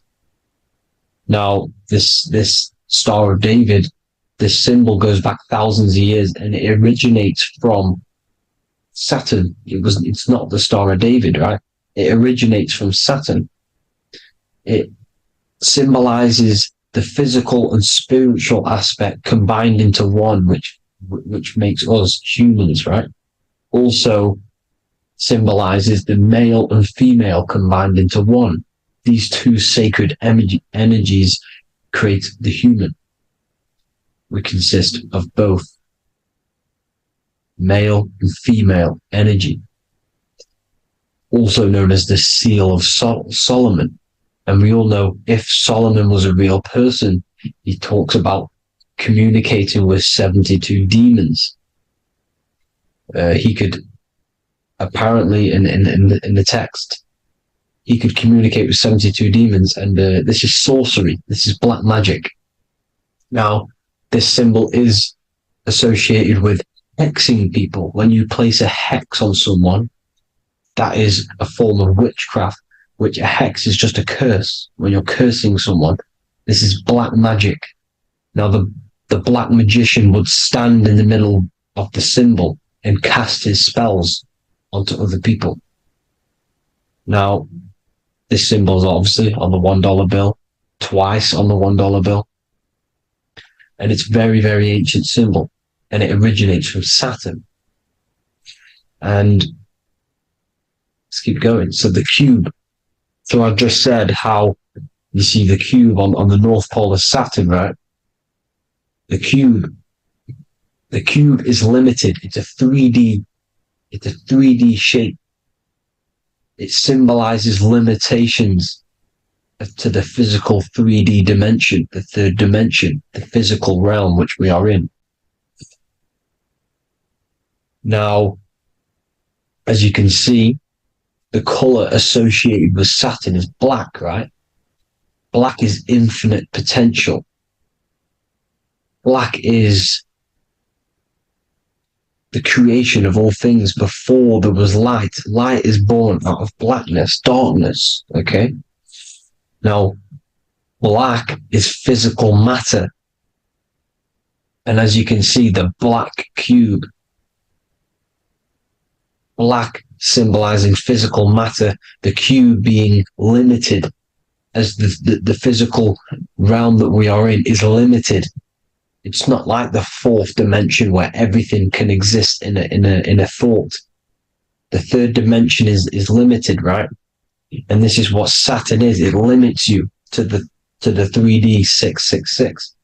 Your body limits you to your physical body. Now, these black cubes are placed everywhere. As you can see, Australia, Denmark, Manhattan. There's one in New York. As you can see, the Apple have a cube. The Nintendo GameCube. Trump Tower is a black cube. This is worshipping the energy of Saturn, the god Saturn. Okay, it's not a god, it's a celestial energy. However, it rules over Earth because it pretty much created the physical realm. Now, as you see, when you go to a funeral, you wear black, a black suit symbolizing Saturn, which is the color associated, black. And as you see in Mecca, they walk around the black cube in rings. As you can see here, they're stood around in rings, like the Saturn, the rings of Saturn. The Mercedes symbol. You probably wouldn't notice that, but yes, it's Saturn. And when you graduate from university, you wear a black cube on your head. This is all symbolizing Saturn. Okay? Now, as you can see, the Jews here have a black cube on their third eye whilst they pray. Notice how he's shutting his eyes into blackness, darkness, and he's wrapped around a black strap around his arm.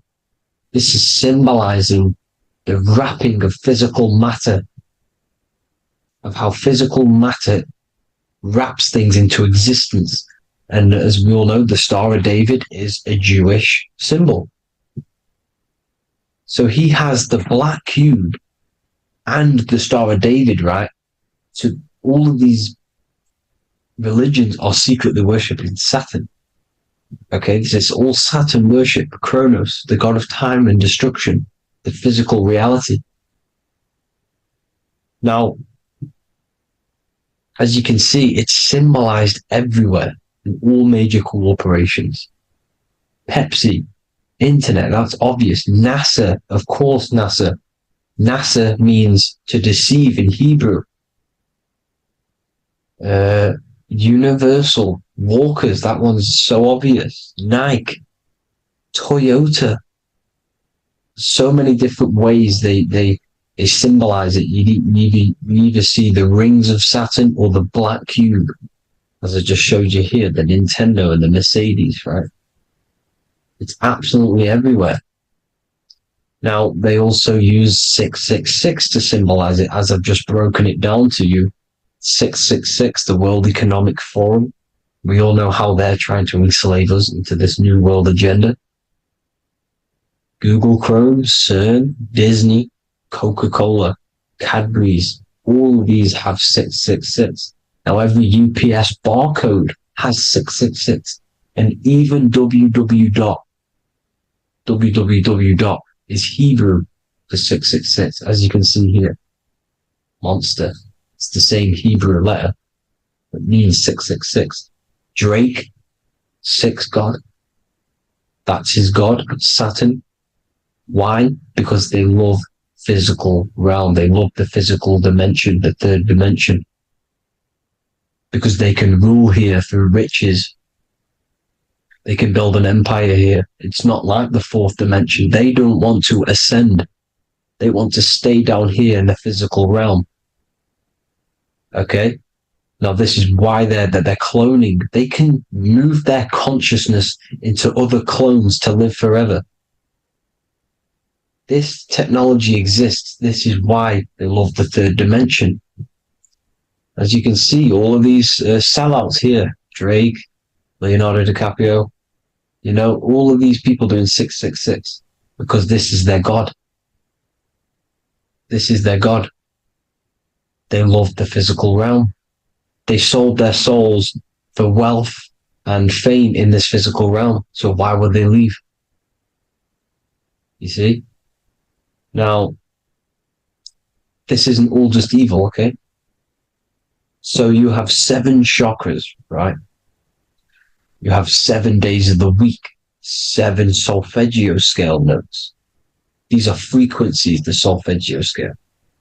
Now, it's called the Saturn moon matrix because the moon symbolizes your mind, because you're created out of the Holy Trinity, which is body, mind, and spirit, right? That's the triangle, the equal triangle, body, mind, and spirit. Now, the 3 main celestial bodies are Earth, Moon, and Sun. The Earth being your physical body, the Moon being your mind, and the Sun is your soul, hence why it's called solar. It's a solar soul. Now, these symbols are alchemical symbols. So when you're doing alchemy, you use these symbols to obviously symbolize what we're talking about. Now, as you can see, these are all the symbols of the planets. Of Saturn is created out of the moon on top, the moon on the bottom and the earth on top, as you can see here. You see? And this creates the number 5. Now, with the moon being your mind and the earth being your physical body, this is mind over matter, because the earth is your body's matter. This is matter over mind. You don't want to be matter over mind. This is low states of consciousness. You won't be mind over matter. You see, to manipulate matter, to create your own reality. Now, obviously, we all know Saturn is associated with the lowest chakra, which is the root chakra. This is to deal with your animal instincts. When you're down here, you identify as the physical body. You don't know anything spiritual. You're you have a pure physical mind. You don't believe in anything spiritual.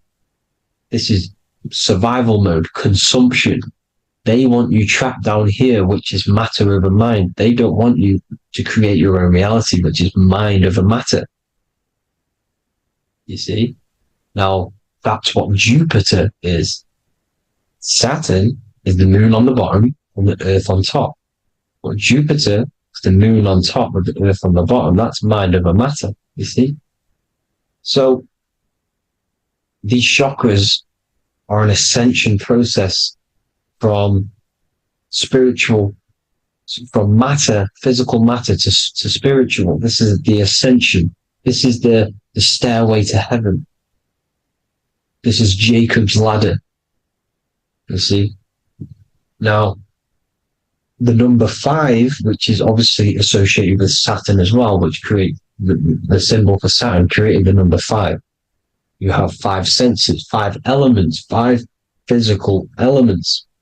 As we all know, Saturn crystallizes everything into physical matter out of the 4 elements. 5 fingers and toes, 5 points of man. Okay, the number 5 is the number of justice. Saturn holds things back. He restrains things from you, makes you learn the lesson. Now, 666 is not all evil. 666 is the atomic structure of the carbon atom. 6 protons, 6 electrons, 6 neutrons, right? We are carbon-based life forms. All life forms are based on the bonding properties of the element carbon. Because Saturn crystallizes everything into physical matter. Now, the Masons symbolize this with the checkered boards. They have the black square, which is obviously matter, as I just said, the black cube, and spirit is the white square, because white is eternal light. White and light, you see. Black is physical matter. Now, this is what we are. The point of our soul is to transmute from matter to spirit, but these are interchangeable. This is the constant cycle between spirit and matter, spirit and matter. High vibrational matter turns into spirit. Low vibrational spirit turns into physical matter. You see? Now, we are carbon-based life forms. This is what 666 is, the number of the beast. Well, when I say we, the physical body is the beast. It's the animal. It's the carbon suit to operate in this physical dimension, in this physical realm. See? It's the vehicle used to operate in this physical realm. But your mind isn't from this physical realm, you see? The brain is the physical manifestation of the soul. Okay? So, as you can see here, the spine is an extension of the brain. Everything goes back to the brain. This is literally what your physical body is. You see, this is the nervous system, and everything reports back to the brain, and everything's controlled from this control center. And this spinal column, at the top of the spinal column, is your third eye, which is known as the pineal gland. And this is the seat of consciousness. It's the center of consciousness. That is your true self, pure consciousness. This body is just a physical body. This body is mortal. This body runs out, but your consciousness lives forever. They don't want you knowing this. This is why they keep you down here in your lower chakra. They want you to believe everything is just physical. They don't want you to believe in the spiritual side of reality. Because this way they can manipulate you, right? They want you matter over mind because they know your mind creates reality.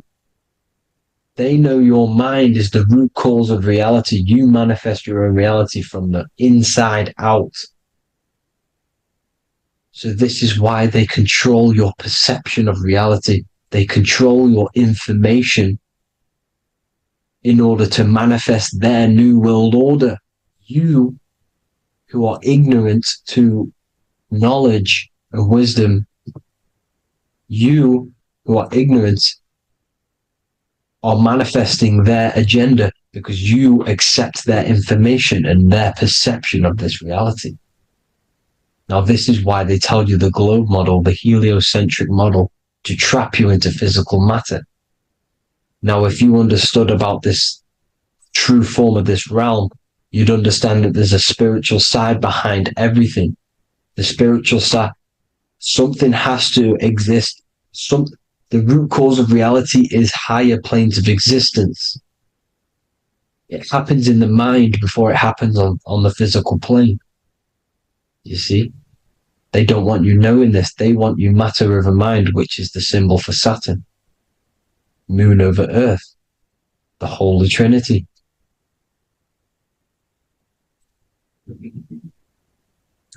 Now, as you can see, the cube also makes IXXI. This is Roman numerals. This is Roman numerals, and when it's translated from 9/11. Yes, 9/11. This is the secret code of the One World Order. The two twin towers, when the two become one. Okay, when the two become one, this is how you reach the higher states of consciousness, the physical and spiritual. Now, as you can see, the 9/11 memorial are two black cubes. It's two black cubes. This is all Saturn worship. Now, I'm not saying that Saturn is an evil celestial body, right? No, everything has a good side and a bad side, right? It's duality. The spirits of Saturn on the dark side are the most evil demonic spirits. Now, these are the spirits that these are invoking through these rituals, right? Yes, 9/11 was a massive ritual. It's a satanic ritual, okay? Now, we all know Elon Musk. Elon Musk is coming with the mark of the beast. In English gematria, this equals 666, right? 666, as I said, is the number of the beast. You are the beast, your physical body. You see how the Bible twisted things up to make things more confusing, right? But it's there. You just have to have the knowledge to be able to read the Bible properly. As we all know, we had this virus. I'm not going to say the name because I'll get flagged. This virus adds up to 666 because this is all part of the New World Order. It's all part of keeping you in this physical dimension. Okay? Now, as you can see here, Novus Ordo Seclorum on the back of his shirt, on Elon Musk's shirt. This is also on the $1 bill. Novus Ordo Seclorum. This means New World Order. Yes, New World Order. This is on the back of Elon Musk's shirt. And as you can see here, he owns Neuralink, which is the brain chip, which they're going to be putting into implanting this onto your brain. This is the New World Order to connect you and merge your consciousness with AI. Neuralink and Meta, he owns Meta as well, which is the metaverse. These are going to be linked in, hence why they have the same symbol, but just in a different format. It's the infinity symbol. And the infinity symbol comes from the torus field, as you can see here, your electromagnetic field from around your body. Now, the end goal is for this New World Order is to trap your consciousness inside of an alternative reality being projected from the metaverse. Because the metaverse will be the reality. Neuralink will be the brain chip inside of your brain, projecting your consciousness into an alternative reality while they harness your energy of your physical 666 body. Now, this stuff gets real deep, people. Now, this is the end goal of the New World Order, is to connect you with AI. This is why they're trapping you and keeping you in these lower states of consciousness in the Saturn-associated root chakra, so you don't find out about the spiritual side of reality. Because if you knew the truth of this reality, you wouldn't connect to AI. You see, you have the power within you to travel to other worlds, the astral plane, for example. You travel to different worlds when you are sleeping. Okay? They want you to know it's just a dream. However, their end goal is to trap your consciousness and feed off your energy, spiritually and physically. Okay? I don't know why these people are just pure evil. As I said, evil love bondage. They love the physical dimension. They don't want to ascend to other realms. These evil love the third dimension. This is why evil spirits will inhabit bodies, exorcisms, because they miss being in the physical realm. They miss it. Evil love bondage. So this is why they're cloning and putting their consciousness in clones to stay in this third dimension, to stay as further away from the source as possible. Okay? This is why they're doing it. And this is how it's all linked in. So I hope you all enjoyed this video. Hope you gained some wisdom. Please feel free to join the Telegram. And please leave a like and a subscribe.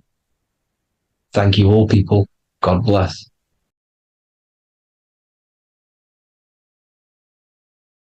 Welcome to Revival of Wisdom.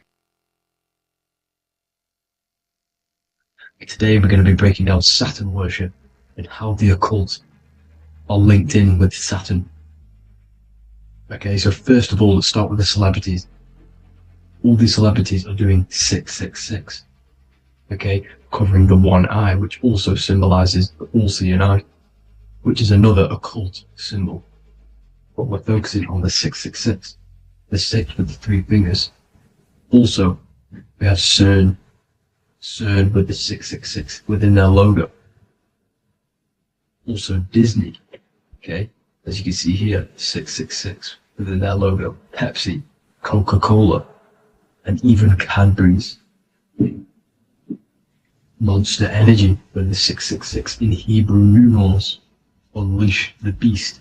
So what is 666 to do with Saturn? Because on Saturn, there is on their north pole of Saturn, there is a 6-sided hexagon, okay? So Saturday is named after Saturn Day, the 6th planet. It is also the 6th day of the week, and has a 6-sided polygon on its north pole, 666. Not only that, when you create a star out of the hexagon, you will create a 6-pointed star, okay, with 6 triangles within the star, and a 6-sided hexagon, which all adds up to 666. Okay, so this is why all these symbols contain 666. So why do they worship 666? Saturn. Because Saturn is the god of time and death, okay, and order and lessons. Okay, Saturn is a very cold and dry being. That is the 6th planet from the sun. Okay, Saturn represents the winter, which symbolizes death. Okay, because all nature dies within winter because the sun's not there. So it represents darkness and death. It rules the zodiac sign of Capricorn. Okay, so in the celestial cycle, Saturn is always opposite the sun. So it's the opposite of the sun. So they're worshipping this energy which is death-like. Okay, this god which is death and does not bring life. Okay, and also is the god of time. Okay, also in the Roman and in Greek it's called Chronos. Okay, which is just a translation for time. It's also known as the Father Time, aka the Grim Reaper. Okay, the Grim Reaper, keep that in mind, we'll come back to this. Here are some more logos with Saturn. Okay, NAG, Internet, Wi-Fi. Okay, all these occult logos all worship Saturn. They are a satanic occult. They worship this death god, this evil god. Okay, this is where the cube now comes in. Okay, because what colour is associated with Saturn? It's black, because it's the absence of light. It's opposite the sun. So black is the colour associated with Saturn. Each planet has its own colour associated with it. Okay, so when you make the cube, okay, as you can see here, the cube out of the polygon, it creates what? A black cube.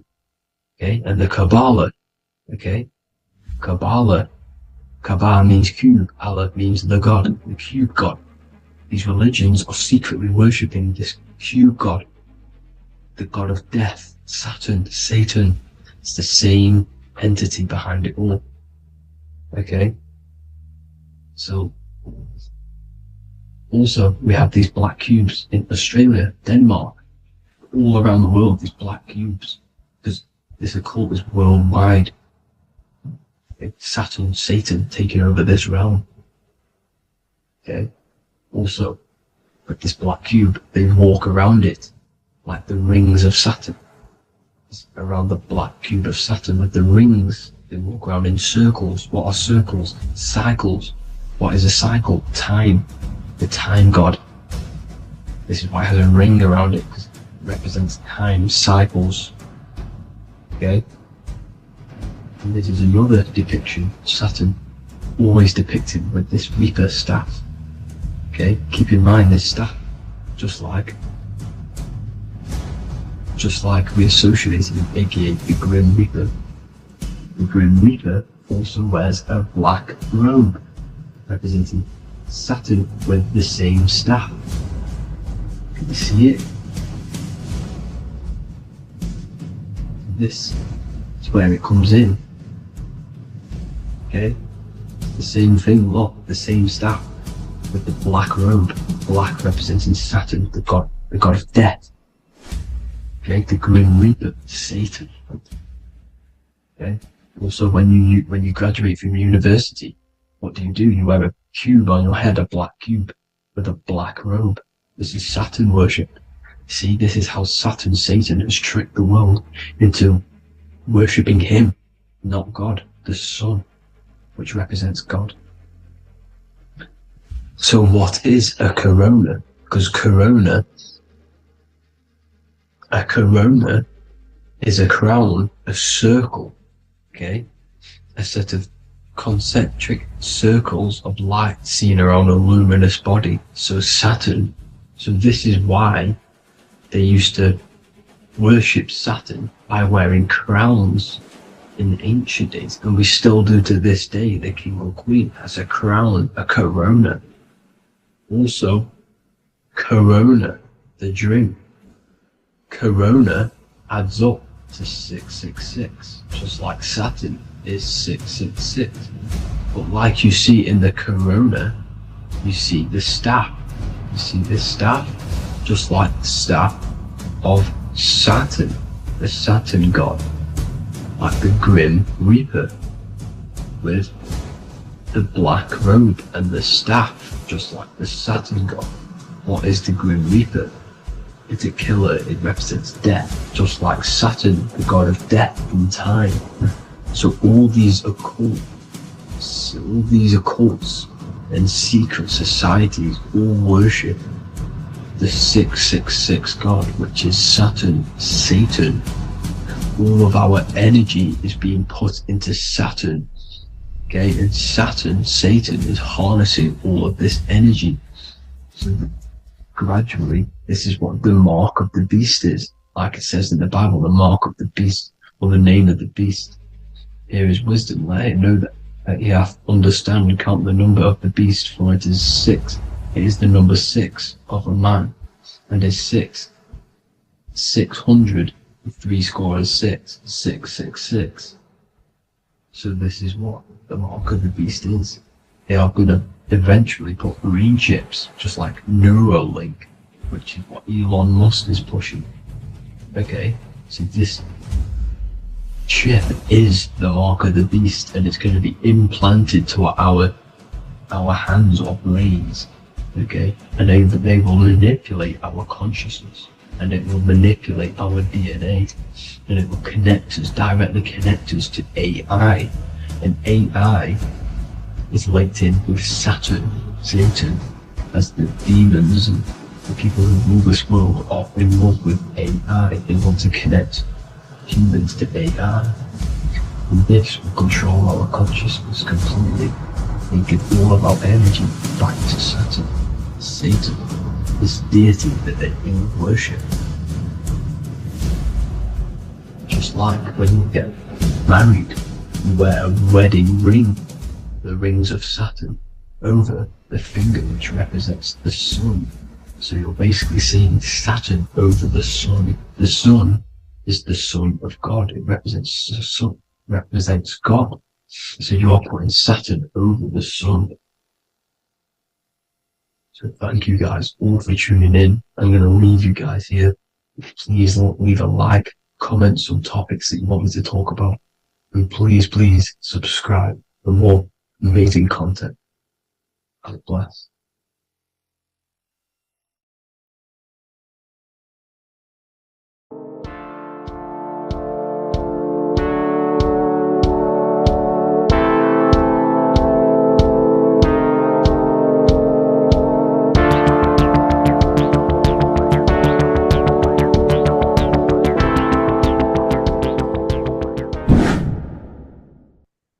Left and right hemisphere, and what are they doing? How does it contribute towards your perception in this world? And this is what we're going to be talking about in today's video. We're going to be breaking down the two hemispheres of the brain and how they function in your life. So first, we have the left hemisphere.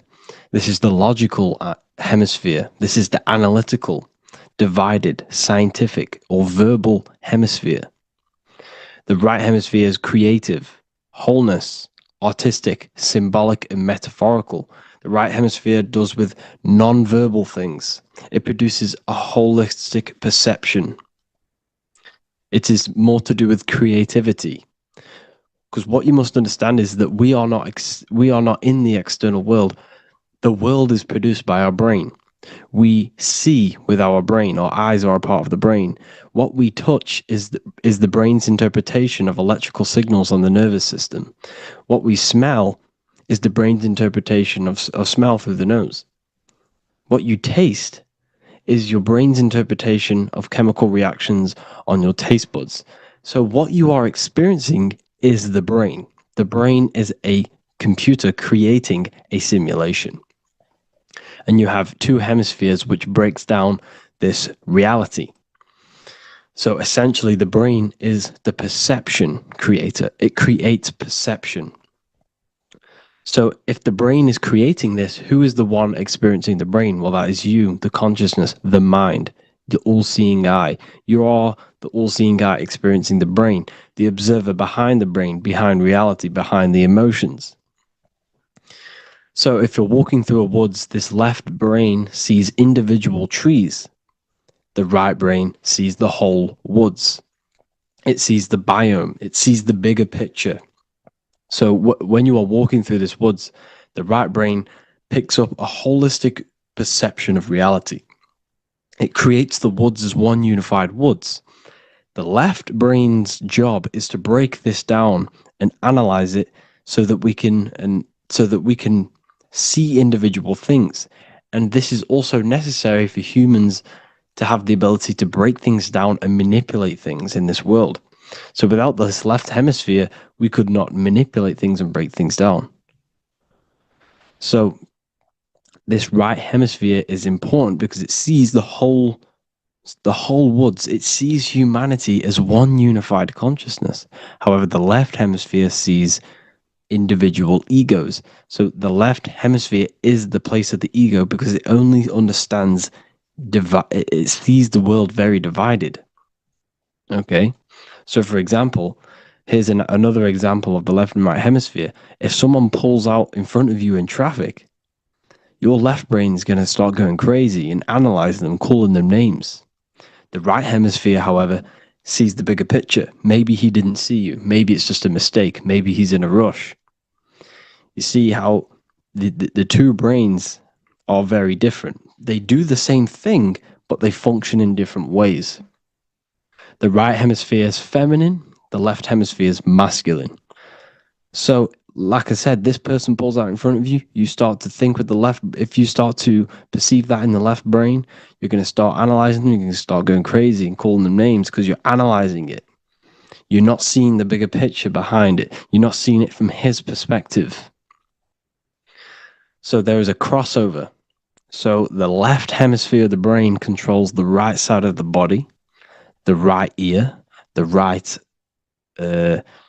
eye. Everything to do with the right side of the body is connected to the left hemisphere, and the right hemisphere controls everything on the left side of the body, including your eyes, your arms, your legs. So everything is crossed over, and even your visual field is crossed over. So this is your visual field, as you can see here, and even the left side of your visual field goes to the right brain. There is a crossover. No one really knows. There's not really a reason for this. However, this is how the human body is designed. As we all know, the human body is the most advanced piece of technology on the face of the earth. They cannot replicate the human body. And they tell you it has no creator. This is crazy. People are that brainwashed, they can't even understand that their body is the most advanced piece of technology. Your body is so advanced, the computers that you use are mimicked of the body. Everything they create is mimicking nature, but they don't show you how intelligent nature is because they don't want you to understand you're in an intelligent design. So anyways, let's get back on track. There is a crossover in the brain, and this is why they teach you to write with your right hand. And I was speaking to someone who's in a nunnery, or whatever you want to call it. They were a nun, or they knew someone who was a nun, and they forced these people, these nuns, to write with their right hand. You had to write with your right hand. This is why, I'd say at least 70% of the world, or 80%, is right-handed and right-legged, because they taught us this to activate the left hemisphere more because of this crossover that happens in the body. So when we are using this right side more, we are using that left hemisphere more. Why? Why are they doing this? Well, they also called it writing. Writing is a spell, to cast a spell on you to use that right side of the body so that you use this left hemisphere. Because they want you to see the world as a divided perception. They don't want you using the right hemisphere, using that left side of the body to activate the right hemisphere to see the bigger picture and see how everything is all one and everything is created. This left hemisphere domination keeps you from seeing the connections between everything. Because that left hemisphere analyzes, it breaks things down. So when we are left hemisphere dominated by using the right side of the body, we are essentially seeing everything as divided. And this is why so many people will not understand my work, because my work connects dots and connects fields of knowledge and makes you see the bigger picture. So people who are left hemisphere dominated will see my work and think this guy's crazy. But everything... it's all about activating that right hemisphere. So they call it writing because every word you say is molding your mind in some sort of way. The things you see is molding your mind. Everything you take in through the five senses is molding your mind. And language is a massive spell, especially the English language. They call it writing so that you use that right side. It's a spell because your subconscious mind picks up everything you say. And 90% of your daily basis behavior and thought patterns is produced by these subconscious programs within the subconscious mind.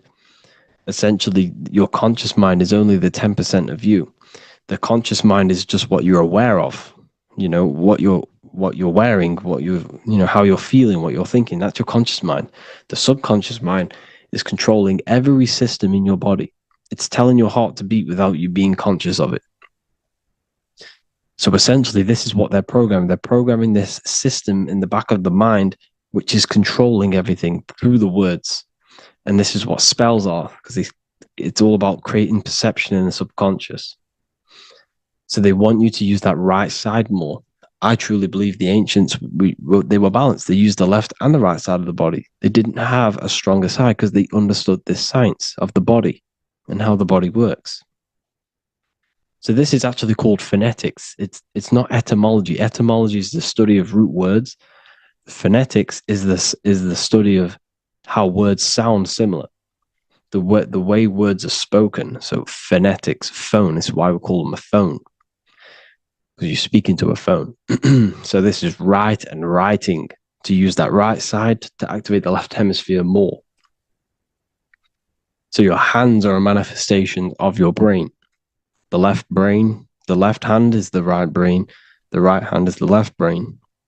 And as a child, we were always taught that when you place your hands together like this is the size of your brain, which is true because your hands are a part of your brain. They're an extension of your brain. Every part of your body other than your brain is an extension of the brain.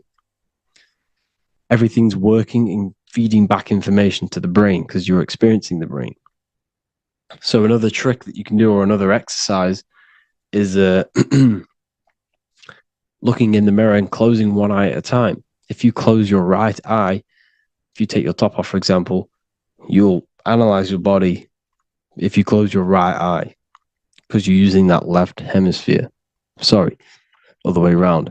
If you look at yourself through your right eye, you'll use that left hemisphere, which will analyze yourself. You'll see individual body parts. If you close the right eye and use the left eye, you'll see your body as a whole. And you won't really analyze it. This is how you can analyze yourself using these two hemispheres. So this whole system is created to keep you thinking logically and to restrict you from creating and restrict you from understanding symbolism, allegories, metaphors, and teamwork. They want you stuck in a logical way of thinking and a logical way of seeing the world. This is why when you go to school, you are told exactly what to do. You're told to think this way and no other way. You're told to do orders, do this. It's a very left-brained system because if we all started to open up this right hemisphere, we'd all see, wow, everything is all one. Everything's all connected. And this is what my work is doing. I'm showing you everything is one. The physical world is an illusion of duality, but everything comes from the one source, the one mind. The universe is a giant mind. I am mind, you express mind. We all possess mind. Behind the physical body is the same mind consciousness. And we are all expressions and fractals of this infinite consciousness called mind. And this is what they don't want us to figure out, is that we are all just one consciousness expressed. It's an infinite consciousness. It's even in the squirrel, it's in the dog. All of these different animals, they're just different bodies, but behind the bodies is the same consciousness, which is mind. That's what the pineal gland is. The pineal gland is not the mind, and it's not the third eye. The third eye is your mind. If you have a closed third eye, it just means you have a closed mind. If you have an open third eye, it just means your mind has expanded from beyond physical things through astral projection and mystical experiences. This is how you gain an open third eye. It's just an open mind. A mind that has astral traveled, that has explored the realities within the mind.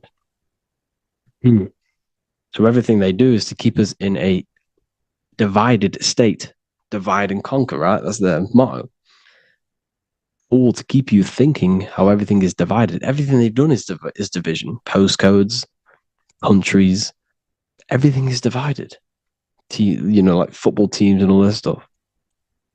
It's also a natural process when you grow up, because as you grow up, your brain is constantly analyzing the world. So this is sort of a natural process of how you become more left hemisphere dominated, because your brain is always analyzing. And unless something awakens you, you can awaken that right hemisphere where you can start to see the bigger picture. Even the music, it's all tuned to 440 hertz, shuts down the right hemisphere of the brain.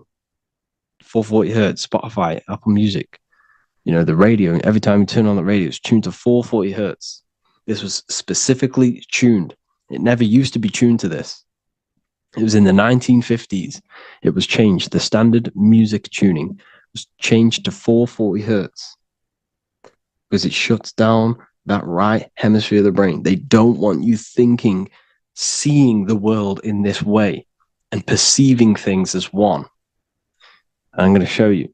It tells you this in the Bible. Cast the net onto the right-hand side of the boat and you will find the fish. What was Jesus saying? This is, you see, people read the Bible and they don't understand it. If the Bible is not talking about you, then it has no meaning. The Bible, everything you read in the Bible is about you and how it can better your life. It occurs to you. So if Jesus says, cast the net onto the right-hand side of the boat, this is an allegory. The boat is your body. Cast the net. It's the awareness, the perception onto the right hemisphere of the brain, and you will find the fish. What's fish? What do fish do? They swim deep in the ocean. It represents the knowledge. Deep knowledge. Cast the net onto the right-hand side of the boat and you will find fish. You will find the wisdom. You'll gain understanding when you cast that your awareness into that right hemisphere. You will see that I am you and you are me. We are all one consciousness. You will see everything. You'll see that the trees are the same patterns as the nerves in your body. You'll see everything is connected. Everything is a fractal of the one infinite consciousness. And how many fish did they catch? 153. That adds up to 9. This is now numerology. The Bible's filled with numerology. Adds up to 9. What's 9? Human consciousness. It represents consciousness. You're in the womb for 9 months. Feminine. It's all about consciousness. And in Revelation 14, and I looked and behold, the Lamb standing on Mount Zion. That's the spines, the mountain. With him, 144,000. 144 adds up to 9. It represents consciousness on top of the spine. You see? And he had his name the name of his Father written on the forehead. What's the Father? The higher mind, the higher consciousness within you. Where is that? In the forehead, the pineal gland. The pineal gland is the radio receiver for the higher consciousness. Because every body part of the body has consciousness. Your heart has consciousness. Your gut has consciousness. You are thinking with these different consciousnesses. You think with the gut. You think with your penis. You are thinking with all of these consciousness. And it's about raising your consciousness to the higher consciousness, which is the Father, the mind, in the head. Don't think with the lower parts of the body because that is your animal nature. Think with the higher parts of the body. It's all representing consciousness. How to activate the right hemisphere of the brain? Well, it's all to do with non-verbal things. So music will activate the right hemisphere.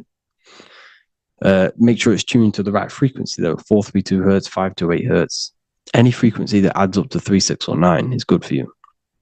Meditation, turning off the thoughts, and you raise yourself to the higher brain. Symbolism. Symbolism is all right hemisphered. Reading between lines, metaphors, determining the Bible, it's all right hemisphered. Seeing the bigger picture, it's reading between the lines. So tithing in the Bible. These people in the churches are giving 10% of their money to the church. It's nothing but a scam. What these people have done is they have externalized the Bible. They have taken the Bible and literalized it so that they can make a business out of it. So what they're doing is 1/10 of the produce of what it says in the Bible, 1/10 of the produce of the land, whether grain or fruit, is the Lord's and is holy. So what's that saying? The 1/10 of it's basically saying give the 10% to the Lord, to God. What does that mean? Well, what's the land and the fruit? This represents physical things, the physical things that you have. The 1/10 of the physical things that you have, what's that? That's your ego. All the physical things that you have is all to do with your ego. That's the lower self. The ego, what is the ego? It's the mind's perception of the physical self. You had no ego when you were a child. Okay, when you were a child, you had no ego. As you grew older, you created the ego. But the ego is the full self. It's the echo. Ego, echo. It's the echo of the full self.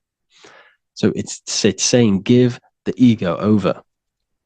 Take away the animal self. in that left hemisphere. That's all to do with the left hemisphere. That left hemisphere sees the ego. It sees individuality. It's divided. So it's saying, give that 10%. Give that 10% of you over to the right hemisphere. The 90%. The 90% of you is in that right hemisphere. The higher self. Now, I'm not saying the left hemisphere is bad. Okay, I'm not saying that at all. But it sees it sees things divided. It's like I said, the left, the hands are manifestations of the brain. So when these Christians are praying, they're putting their hands together. What are they doing? They're syncing the brain hemispheres. What you're doing, because everything's an extension of your brain. So if you put your hands together, you're putting the two hemispheres together. And what's happening when you place the hands together? All the electricity in the body is now running in a circuit. So once you connect these two hands, the electrical energy is now running in a circuit. And energy can move around the body quicker and more efficiently. So when you pray, when these people are praying, they don't realize that they're engaging in ancient forms of meditation, of balancing the two hemispheres. So now we're talking about balancing the hemispheres, not the right hemisphere. This is what Israel is. Look at the symbol for Israel, the up triangle and the downward triangle. What's that? The up triangle represents male. The downward triangle represents female. Okay? This is talking about the brains. Israel is Ra. Isis, which is female, the Egyptian god. Ra, El. El means God. Electricity. That's the force of the physical world. It's the force that runs this world, electricity. It's the force of God. El, consciousness. It means God. Is Ra, El. Isis, Ra, and El. It's the two hemispheres of the brain, the holy land of Israel. It's the holy land, it's the brain. Once these two hemispheres are synced, this is how you unlock your consciousness. This is the easiest way of astral projecting. Hemisphering, I forgot the word for it. Hemisphere syncretization, something like that. It's about syncing the hemispheres. This is how you unlock your consciousness. Once the brain is running as one electrical system, this is how you balance the two masculine and male opposing energies. Once these opposing energies are no longer in war with each other, the brain, they come together to work as one. You unlock your consciousness. You are born again. What happens when a male and female have sex? It creates a new child. It becomes one. You are born again. Once the two hemispheres of the brain, you are born again. You can then have an out-of-body experiences. So this is why the symbol of the Holy Land, Israel, is the up and down triangle back combined together, because it represents unification of the male and female, unification of the hemispheres. You're born again. You unlock consciousness. And you can get this for free. It's called the Gateway Tapes on my website. Basically,